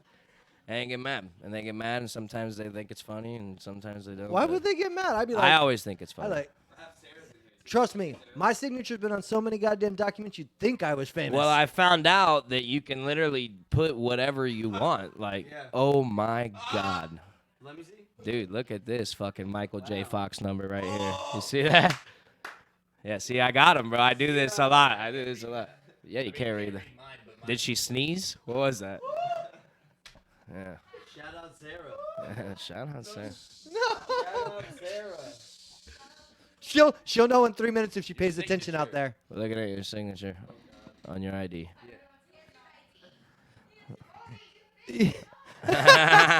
Too late. We've been discovered. We've been discovered. But yeah, dude. Yeah, Mitch Hedberg. I fucking love Bill Burr, dude. I love Bill Burr. Yeah, Bill Burr's another. Bill Burr's. Yeah, F is for Family is great. Bill Burr's another big one for me for sure. Yeah, because that guy's.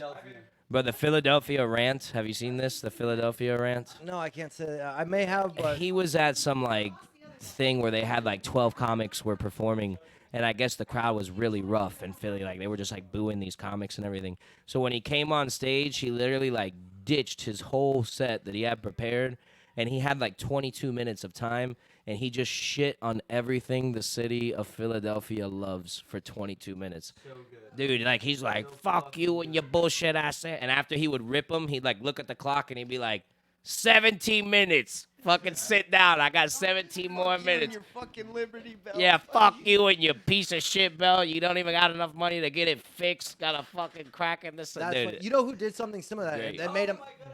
You know who did something similar and made him actually what kicked their career off is Bernie Mac. He was doing Def Comedy Jam. Yeah, R.I.P. rest in Bernie, bro. And the crowd was like super hostile to everyone that came on stage, like yelling at him, threatening to beat him up, like just horribly hostile. And Bernie Mac comes out, he goes, y'all sit down, I ain't scared of y'all motherfuckers. That whole bit was ad-libbed for that crowd. I love that That shit. wasn't part of his normal routine. He came out, told his jokes, and that's why he kept, every time anyone tried to get slightly out of pocket, he come, I ain't scared of y'all motherfuckers. I love that shit, bro. That was 100% ad-lib. Bro, I have a multi-million-dollar movie idea right now. Ready? Another Weekend at Bernie's. And it's Bernie Mac. Because he's is actual Bernie and is actual dead. Obviously, you don't use the real one. I'm sure he's deteriorated to some extent. But, like, you dress him up to look like Bernie Mac. Hollywood prosthetics I'm just are saying. getting really good. Dude, you want to look like Justin from the Muggles. Oh, yeah, I've gotten that before. She said I look like Justin from the Muggles. Shout out, dude. Please mistake me for that guy because he's a beast. That dude's a beast. Sarah from Prov loves Justin. Dude, he's so fucking talented. Oh, yeah, super talented. So, Super- someone else. Shout out Ether. Wasn't he Love a you, cinder Justin. block too? So other comedy, anyone else have major comedic I influence? mean, I was big into Bill Hicks. Oh, So I yeah, mean, like Bill you know, Hicks is Bill great, Hicks too. and Bill Hicks and George Carlin. You know, like that massively cynical type of humor. Yeah, titties and beer is Is it one of those blue collar guys? no, that was the singer I want to say. Carrington. yeah. Rodney Carrington. Rodney Carrington. Oh yeah. No. yeah. I know my comics. But he added music to his shit. Mike, what do you got? I was just gonna comment, like, I tend to appreciate the comics like that, like George Carlin and Bill Burr, who like really call people out on their shit, because it takes a certain level of intelligence, and like you really got to know your shit if you're gonna call people out on their shit, because like they can fire right back at you. And I've seen a lot of things where, like, you know, stand-up goes way wrong when they're getting heckled by someone in the crowd that really knows their shit, Oh. and it's tough to come back from that. So, Growing I up, my appreciate that. favorite comedian. Go ahead, Chris. I know you got someone to say. I will say to add to George Carlin, obviously, bro. Like, if you ask me, like, he's like king of comedy. But like, to go along with it, Bill Burr, obviously. I will say too that nobody has said Daniel Tosh, Yeah, dude. Another No, bro. dude, He Daniel is Tosh is fucking awesome. hilarious, bro. Daniel He is Tosh is hilarious. Look, Dave son. Chappelle. Look, son, Oh, son. Dave Chappelle's- Maybe a bit yeah. before your He's another time, one. He knows and his way more shit. cocaine Like, than you've he ever is seen in fucking your life. genius. Richard But Pryor. fucking Sam Kinison. Oh, okay. Fucking Yeah. listen. I fucking did cocaine off your mom's tit. Oh! Yeah. I fucking love Sam Kinison. Yeah, bro. He gets a little bit brutal for my taste. Jesselneck is who he's talking about.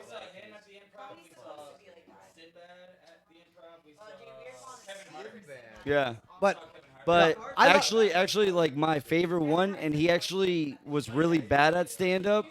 Larry David.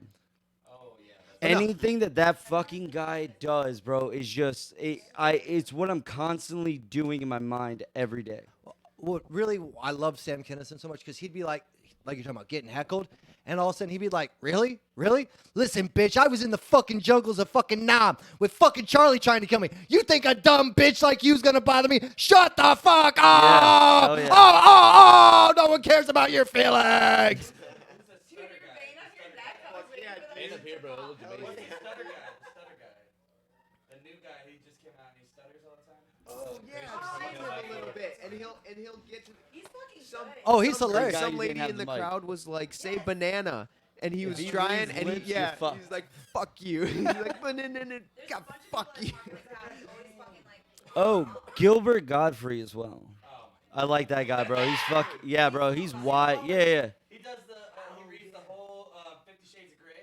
That was one of the best things to ever come out on the internet. Oh, and was apologize to everyone for Gilbert my bad Gottfried Sam reading 50 Kinison Shades of impression Grey. and blowing out your eardrums. That guy is fucking insane, bro. He's hilarious. But yeah, that's my. I feel like comedy you can actually background. pay him. I'm pretty sure he has like a thing where it's like you can pay him and you can like get like a customized personal message from Gilbert Gottfried. It's like $30-$50 and you just send him money. He'll do like a 30-second clip for you saying whatever the fuck you Oh, want. Yeah. Guilford Godfrey was fucking a genius. Yeah. Yeah. Interestingly We enough, looked it up we were last trying night. to we were trying to find out his. We his looked it up nationality, last night. and you Google it. It's like Go. American. Yo. It seriously is like Google thing. It'll be like American. Have you ever on the booking blotters? How do you say Yeah, the booking blotter. Wait. I can neither confirm nor deny if I've been on the booking blotter. brown? They'll put black. Like they don't even fucking kind of brown. Yo, so But it's like they don't fucking. PJ, our original guitarist, was Jewish Yeah, and I Italian. actually have noticed that, and I noticed like on the FCAT, like back in the day, like you would. So We're gonna get there. so Hispanic was also like a slash Pacific Islander. Yeah. It's like, what are you fucking like rounding up the brown people right now? Oh my god. I Well, you know the beautiful thing is you're allowed to always put white. Who me? No, Yeah. we take full advantage of being as brown. as a Puerto Rican, I am American first. If you want to get No. more- That's the weird fucked up thing about the census. If you're considered Latino, you're considered white. None of it. don't know Don't about ask that. white people. Not that. Caucasian. that. No, not if it says Caucasian. If it says white White/Caucasian. / Latino on a lot of them. No, it says on There's on a new census specifically coming what out, actually. form? On what form then? but it's not Spanish. It doesn't say Spanish. I had a Dominican girl yell at me about that. Well, look, She our, was our like, she's like, original. did you seriously just call me Spanish? I was like, sorry, I didn't No, know. It's it's Latin. Hispanic. It's Hispanic. And I was like, yes, lesson learned. Yeah. Hispanic. No, it says Hispanic/Pacific Islander. Right. On FCAT it said. Back in the day. Shout out to Ice. Jesus, no, let's not get into Yeah, this. no, I'm not real getting into this. Real quick. Wait. With that, are we talking about Vanilla IQ? Yeah, the man or himself, bro. T? The legend himself. No, like they were talking about doing jokes. Vanilla. Doing jokes on stage, like when shit fucks up. So PJ was half Jewish and half Italian. Okay, is half Jewish, half Italian. But yeah, and the way that you can tell if somebody's Jewish or not, because even if they're not a practicing member of the faith, is you just analyze their mother, and if she fits the bill, Jewish. Shout out to Lois, I love you. But Her name is amazing Eva woman. Lois, yeah. I remember the first time I went in there and she's like smoking American Spirits on the couch watching like Wheel of Fortune. I was like, I'm here for it. Dude, I love this shit. I watched Fiddler Yeah, I love it, on the dude. roof with her. I seriously just sat there for 3 hours But- watching Fiddler on the roof, and it's a great movie. Yo, but now Well, it's that like, we you don't know, have you feel him in good, the but then you band, get sucked into the movie. You know what I'm saying? that's like a good like 10 minutes of stand-up material of mine gone because I could just always like look over and make some type of anti-Semitic joke. And it always flew well because the band was made up of a Puerto Rican, a Cuban, a white guy, and a Jew. No, I pit like one of my favorite things is No, we're not, let's not do that. Oh, Jesus. What's the question? Do you feel like you can't tell enough jokes because of like how America is? no, ready? So, That's the question. the question that's being posed is: do you feel that you can't tell certain jokes or as many jokes because of the way the United States is these days? Absolutely not, because either everything is yeah. funny or nothing is funny. And you want to talk about like he was talking about comedians calling people out on their shit. Like if you and I are talking, man, and I make 50 jokes about people that are missing a leg or different races or whatever, and you laugh and laugh and laugh, but then I make a joke about white dudes with shaved heads and you get mad. It's like, well, you just fucking laughed. You just Well, wait, here, on that one. So I'm half German, half English. The German side's Jew. I've got a shaved head, so I'm trying to commit suicide. Apparently, there you go, man. You guys won a couple wars. Shout out to you. You lost the important one, but you. both important ones. Yeah, yeah. The two big ones you lost. But Germany will never talk about it. But yeah, man. So no, I'll rip on anything ever because like It's all funny in the right state of Stop mind. being Right, absolutely, and it's a lot about intent too. You know what I mean? It's like, are you intending to offend the person, or you mean? Well, I mean, that's actually part of it. It's like maybe my joke was to Sometimes. offend you sometimes. You know what I Sometimes mean? And I'm trying. that's part of the funniness of the joke. Oh yeah. But I can't speak on this matter. But at the same time, it's just a joke. I feel like ideally, in a perfect world, everyone could just laugh at all of at everything. Like no one needs to get offended. Like stereotypes. You know, a lot of them, 99.9% of stereotypes are true. Otherwise, they wouldn't be stereotypes. But if everyone could just like find humor in it and just be like, yeah. If you're not gonna laugh at yourself. The word is Exactly. malicious. Like, why get If you're angry? being Why a get dick offended? It's on stupid. purpose, then you're in a fucking problem. Dude, have you noticed all That was Chris's biggest word all show. All day. All Malicious. month. don't take anything personally? I'm waiting for Facetious? I can't say it. I can never say it. I dropped it Facetious? one I wasn't time being very sarcastic, nicely to I was him. being facetious. There we are. Facetious. Were they being facetious or didactic? Ooh. Or pedantic. Oh, There we go. A full-on rapist. I mean a philanthropist. philanthropist. Yes. Full on rapist. Yeah. Shout out Always Sunny. I love that show.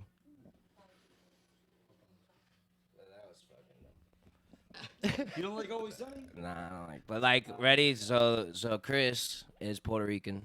Okay, you can probably tell by his tank top and his douchebaggery. You have a knife. He has a knife. He has a knife. So like, you know, throughout the shows, I make it a point to introduce all the band members, and like I gave it up for Chris, you know, our Puerto Rican drummer. Blah blah blah blah blah. So I'll always late to the show, but never late on the beat. It's Christopher Santiago. And like last night, we get on stage and everybody's ready to go, and Mike jumps off. Like the guy gives us the green light to play, and Mike jumps off stage to go buy beer, and the mics are hot and shit. Short. And I was like, I would never fucking think that the white guy would be the one to make us like late for the set. You know what I mean? I 'Cause always then- hate that. Well, It's like the band members are like, I need another beer. I'm about to go on stage. I'm like, fuck, dude, I have like 7 orders. for Yeah, my fucking right. day." Somebody bring me one. To Marcus. I was like, Marcus, I don't give a fuck about that other guy. I need a beer. The Marcus, the guy that bartends at Respectables, he was like Is a waiting on this saint. other dude. Yeah, Marcus he's from an awesome dude. Respectables is a He's saint and a busting ass. I national come treasure. Running up to the bar, I was like, dude, I need a beer like now. Like, just give me a Let's go. PBR. I need to get on stage. He's like, all right, dude, I got you. Like 2 seconds later, so he knew, but I felt like it did. That man needs to be protected at all costs. But you have to like, Yeah. it's weird because like I've had people like, oh, what's your guitarist name? It's like Mike Guido, and they sort of like look at me. They're like, Are you Italian? Guido, and it's like I feel like that. The has sort of, question like, was a negative asked if he connotation. is I'm like, I swear to Italian. God, that's his last is. name. I swear to God, that's his last name. Please don't look at me like I'm trying to be. Yeah, what a cool like stage name for a guitarist like Mike Guido. You could call Mike G sometimes on stage, bro. Mikey G. Yeah, come on, man. What a fucking cool I name. was introduced one time with my old band. I was at the band I mentioned before, the Flyers. I was playing with them for a while, and the guy. Yeah, I played with them for a while, probably like maybe like 6-8 months or so. But like, dude, like it was like Mike Guido, and that's his actual name. And some dude from the back was like Italian Stallion, and from then on, that name just stuck with me. So Yep. oh shit, I should. Yeah, have yeah. That We got that's in the pocket now. That's in the pocket yeah, now. that's been my little nickname for a while. So. Hey. Be happy with that instead of the Italian gelding. PJ was the hard J. That was PJ. Oh yeah. The hard J. That's a funny story. That is a funny story. That was I don't. the hottest show we've ever had. Yeah, I don't know. PJ You know- being the hard J. Yeah. So One of the so brown guys we has to tell the played story. a outside gig at O'Shea's like right in the beginning of summer, bro, and it was stupid hot. I actually convinced the bartenders to let us take some of their like umbrellas, which is funny because the umbrellas advertise Peroni, but they don't serve Peroni. Very weird. Free Larry, umbrellas. Larry David moment. But I guess so. But no, it was a super hot day, and like PJ said something over the microphone, and it was a slightly It was a Jewy how thing. yeah, it was a Jewy situation. A Jewish situation. Brown people can say anything. Yeah. But so like I like looked at Nick, and I'm like, yo, hard J over here is fucking going off, and he lost his shit. It was Told hysterical. Andrew afterwards, and I was actually like 20 feet away, and I heard Andrew just cackling, Oh, dude. laughing It his was balls off hysterical. about it, and I was like, bam. Well, it was like the thing of like he wasn't like a practicing member of the faith, but like my dear friend PJ is very Jewish. You know what I mean? He's Yeah, he very does like Jewish. there's a lot of like Jewishy things. Like when he gets to feeling some type of way about something, he does this. You know what I mean? Oh yeah. Just like and I love it, dude. I love it. Go into I because don't know what to tell you, stereotypes so, are fucking Oy great, vey. dude. Stereotypes are hysterical. I love that shit. Well, you know, they talk about Not me. stereotypes. Like, I always laugh because, like, they talk about the stereotypes. Who eats likes fried chicken, grape drink, and watermelon? This boy. This guy, yo, no. I'm being serious. I do it all the time. I get a fucking grape soda, bro, and I get the wings from Publix. I will kill. This I guy's a will kill fiend. 3 movies in a row and smash that box. Yo, it's a real life thing. I am. There's some heritage behind my background. Shout out the roots. Yeah, I haven't come up with the. Oh, relax. We still, if you want to get tech, okay, hold on. Yeah, you should. Oh, you shit. want to Hey, talk wait, about? with this. You sit the fuck down for Yeah, this. come sit down. No. You Come get. That's why he's gonna come sit down, and he's gonna get educated. Listen, I can't say anything about this. Dominic. Yep. Come. As a Puerto Rican, Yingling. let me get a fucking Coors Light. Oh, we're out. As a Puerto Rican, I'll take course. I'll take a you course. stole my flag. No, I did not. Bro, a quick Google will show you a We date. did not get this. Yeah, flag stolen. literally have you Yeah, guys so- by like 100 years. So you're welcome. You're welcome. Yeah, but you're also communist. We're communists now. We weren't always communists. That's not for you. That's Oh. for me. No, it's mine. The Puerto Rican, the one that was first, you know. Yeah. So yeah, it was a democracy for a long time, and then was overtaken by communism. My buddy actually. It's not like we chose for that, you know, I like guess North Korea. They lifted the embargo now. No, they So- didn't, yeah, they I can't did. do this. It's For not what? lifted. It's not lifted. What do you mean it's not lifted? No, it's not. Oh, It's we're been not it's supposed to be been getting into re-sanctioned. Yeah, let's not. Okay. Because let's I not get know into my specifics. shit more than all you But white bottom motherfuckers. line, my buddy, who's extremely white, he took a trip to Cuba for I think a week or like 4 or 5 days or something like that, and he was telling like it says "Death to America" on their currency, I don't know. on the money itself. It says For "Death which I to will America." look that up because I did not know. Look that shit up. Which country? Cuba. I don't believe that. No way. It's not a country; it's an island. But It is a country. I'm is a kidding. I'm country. kidding. I'm You kidding. want it? And you're the Puerto Rican, bro. You guys are the one that are barely a country. Well, you're like we're a you're- Commonwealth. We're You're a like Commonwealth. you're like the Commonwealth. 50th and a half Commonwealth. state. We're a commonwealth. We're lazy as fuck. We want everybody to do everything for us. So it is what it is. 50. Just for. Could have But, been Dominican. like I said, it says death to Tranquilo. America on their That's all I gotta currency. say, bro. Yeah. On the Oh, dude. fucking Carefully. currency. You want to talk about making jokes to people in the crowd and shit. Like we had this guy that I know. He's a drummer, local drummer, and he's Dominican. And he was talking shit one time at a gig, yelling up at a stage.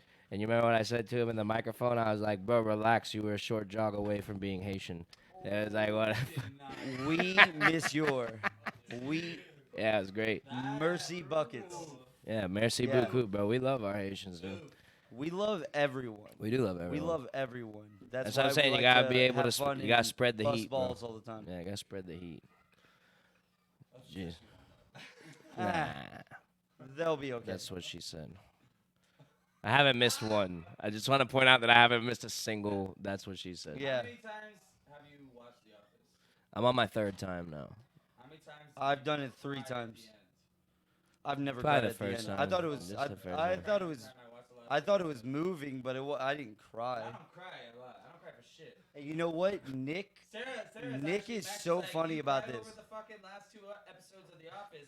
She's like, you better fucking cry when I'm walking He's down burning a fucking hole aisle when through we the get side of my married." head right now. Now it's like I gotta like get some Visine or something like that. Yeah, you Oh gotta yeah. fake it till you gotta make it. Set yourself up. Dude, the fucking love of Some Jim and Pam Rotos. It's something else. It's sickening, is what it is. Something else, dude. Jim and Pam. It's Would you gross. smash Pam? Yes.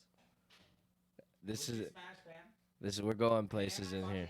At Chili's. Hey, at Chili's. At the Dundies. Did you At see- the Dundies. She did a fucking a Twitter. She like took a picture for Twitter or whatever, and she's like, it's like her in front of Chili's. It's like, gonna try this again. I know I'm banned, but like. There you go. Yeah, they're yes. funny, dude. Dude, she's fucking. Did you Shout see the out Stanley Pam. Cup where John Krasinski like took a video and he was like, her name's Jenna Fisher, right? I think is her real name. And he's like, Jenna Fisher saved you this seat next to me because he's a Boston guy, right? And who the hell did who played in the Stanley Cup? I already forgot. I drank too much beer now. You're talking about the video that Jim. Bruins in the fucking it was Chicago, right? No, Philly because he's a Flyers. Philly Yeah, guy. yeah, it He's was a Flyers, the he's a Flyers Philly won. guy. And they actually proved Bill. Johnny Brown's every Wednesday. No. The hockey team. Yeah. Oh, I thought you were talking about the whole band. Yeah, but like he's like Jenna Fisher, I saved you this seat. Wish you could be here. Blah blah blah blah blah. And then the guy that played Roy in The Office like sits down. Yeah, Is chilling with them, and they're they're watching the j- Stanley they're Cup together. He's so like, great. oh, hey. he's like, oh well, You know he's a fucking amazing writer director. Really? done. Yeah, He just did he's that scary movie, Quiet Place. Yeah, Quiet Place. fucking amazing. You know what? Oh, yeah. It's a spin-off of what's that fucking movie? What was that movie? Cloverfield. Oh yeah. Did I you never watch? watched that. I remember John was trying to get me. 3 different like Cloverfield-based movies. Yeah, like Cloverfield Lane. There's the Cloverfield. I think there's Cloverfield 2. There's that Yeah. 10 Cloverfield Lane. Paradox. Yeah, Cloverfield Paradox. And then there's A Quiet Place, which is based off of. Did you see the Amazon Prime thing? I don't know. Did you see the Amazon Prime was a Jack Ryan? This is super good. He's Yeah, playing he's- CIA He's agent. like a secret agent. Yeah, it's a Tom right? Clancy novel. It's a Tom Clancy novel. I think it's Jack Ryan. Jack Ryan. Jack Ryan. Yeah. It's based on a Tom Clancy character. I'm so happy he's making it. My favorite, my spirit animal is Dwight. Dwight Schrute, fucking all goddamn day. Ron Rainn Swanson. Wilson, right? Yeah. Which he shares the same name as that bigger chick. Did you see the superhero movie that he's in? It's Yes, I watched it. Yeah, I watched it. Yeah, and his like wife hates him or some shit like that. his girlfriend, which is the chick from Juno. I watched that movie. Yes. You know the chick from Juno? Yeah. And yeah, you know that weird chick. She's like in a lot of video games and stuff. Yeah. She's like his girlfriend in the show, and like she ends up getting her fucking brain busted in or some crazy ass shit. Yeah. I watched that movie. It was Schrute is my fucking. it was pretty good. Give it to the rhythm section.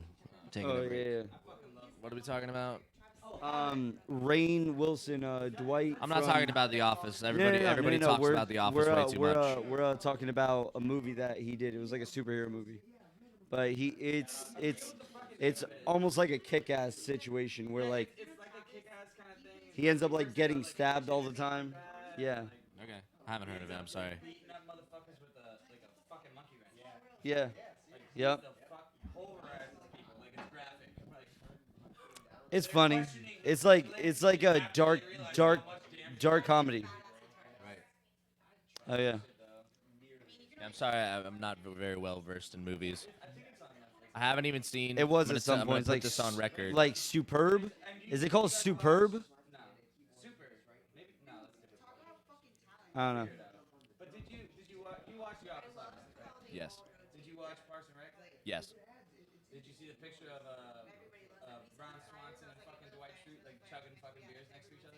No, that sounds dope though. No, but I would love to see that All I photo. want to do is hang out with them and drink beers. Like that's all I feel like That'd be dope. there's some serious comedy being thrown back and forth. It's like constantly when I go to restaurants and stuff like that, I'm like, oh, I don't eat any vegetables at all. Right. Not a single one. Right. You fucking need to. Give me all the bacon and eggs that you Want have. fucking salad? I'm like, no, that's the food that my food eats. You know, Ron Swanson. Yeah.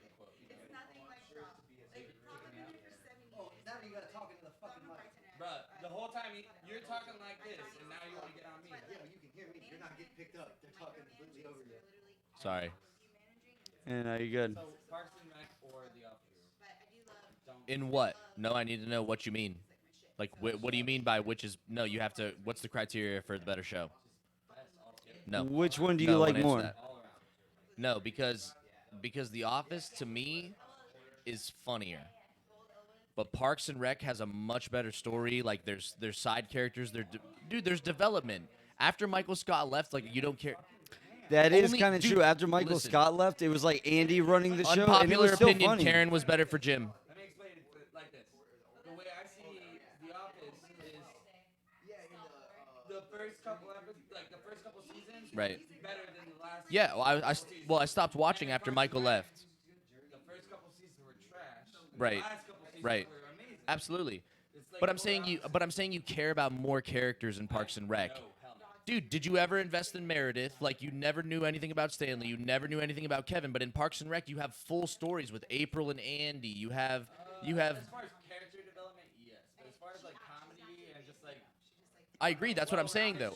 I laugh more at The Office because like The Office is like my fucking dude, so many times I had to pause It's good. it. I would have to pause it and be like, "Michael, I can't." Like, you know when you're watching something and you feel embarrassed because of what's going on in the show?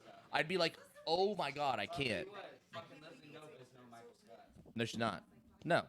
But I'm saying it's No, it's, but it's she a more is fucking it's a funny, more though. like well-rounded cast, I think. In the Ron Swanson's the best out of that group. Are we rapping? Yep, we're rapping. oh, but you gotta get Hey, assholes, get back over here. Jesus. Let's do a little One second. wrap up. I've only watched The Office once though. I'm not a fanatic.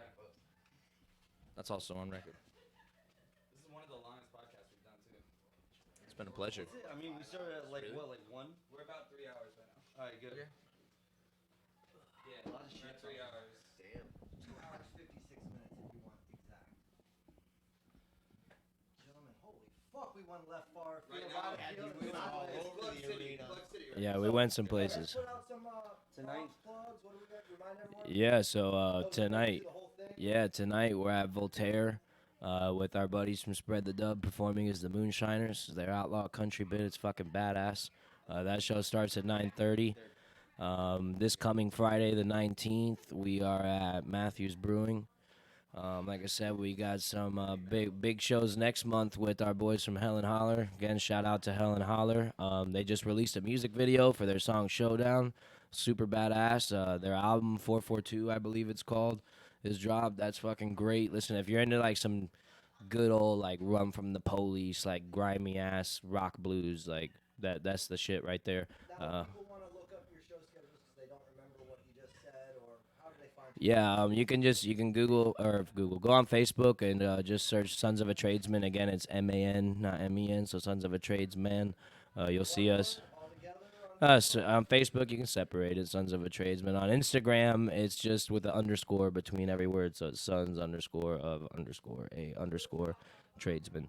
And you'll find us that way. And we do a pretty good job of keeping up with the schedule and promoting in advance so that people can come out and see us and enjoy a good time with us. And any other last minute special shout outs you guys want to give to anyone outside of friends and family that have been supporting you? I mean, on my own behalf, a big shout out to my family for allowing us a place to practice, and for really kickstarting the fan base that we have at a lot of the different bars. You know, word of mouth is the best form of advertisement. You know, you bring a friend, that friend is impressed. They bring 5 friends the next time, then those 5 bring 10, and we've been really lucky in the last, barely 2 years to have reached, the level that I think we've reached as far as a local band to be, most importantly, I think respected by the other musicians in town, which is something that is definitely an earned thing around here. It's definitely not a given thing. So very grateful to have been welcomed into the scene down here and to have met, some really good people and made some good friends in the different bands. Like I said, our boys from Spread the Dub, Any Other Color's a great band, Toledo's a great band, all of Justin's bands, the Muggles, King Complex last night, Gray Market, Ether, like you can go on and on and on and on, just the great bands around here. Yeah, we have a show tonight at Voltaire with the Moonshiners. But yeah, man, if I could give a shout out to anybody, it's the people that think on a Friday or Saturday night the thing is to do is to sit at home, get your ass up and go catch a show. We're out here putting on a fucking good time for you guys. Yeah, man, because It's live $5. live music isn't as popular as it Yeah, once don't was, let it and- die, man. and Don't we're let it definitely die. Trying to Don't bring let it that die. back.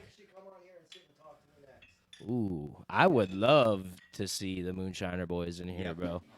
Yeah. That would be a thing. That would definitely be one that I'd tune in for. Mick, Hunter, Kjo, Ryan. They fit 4 of us in here, so no excuse.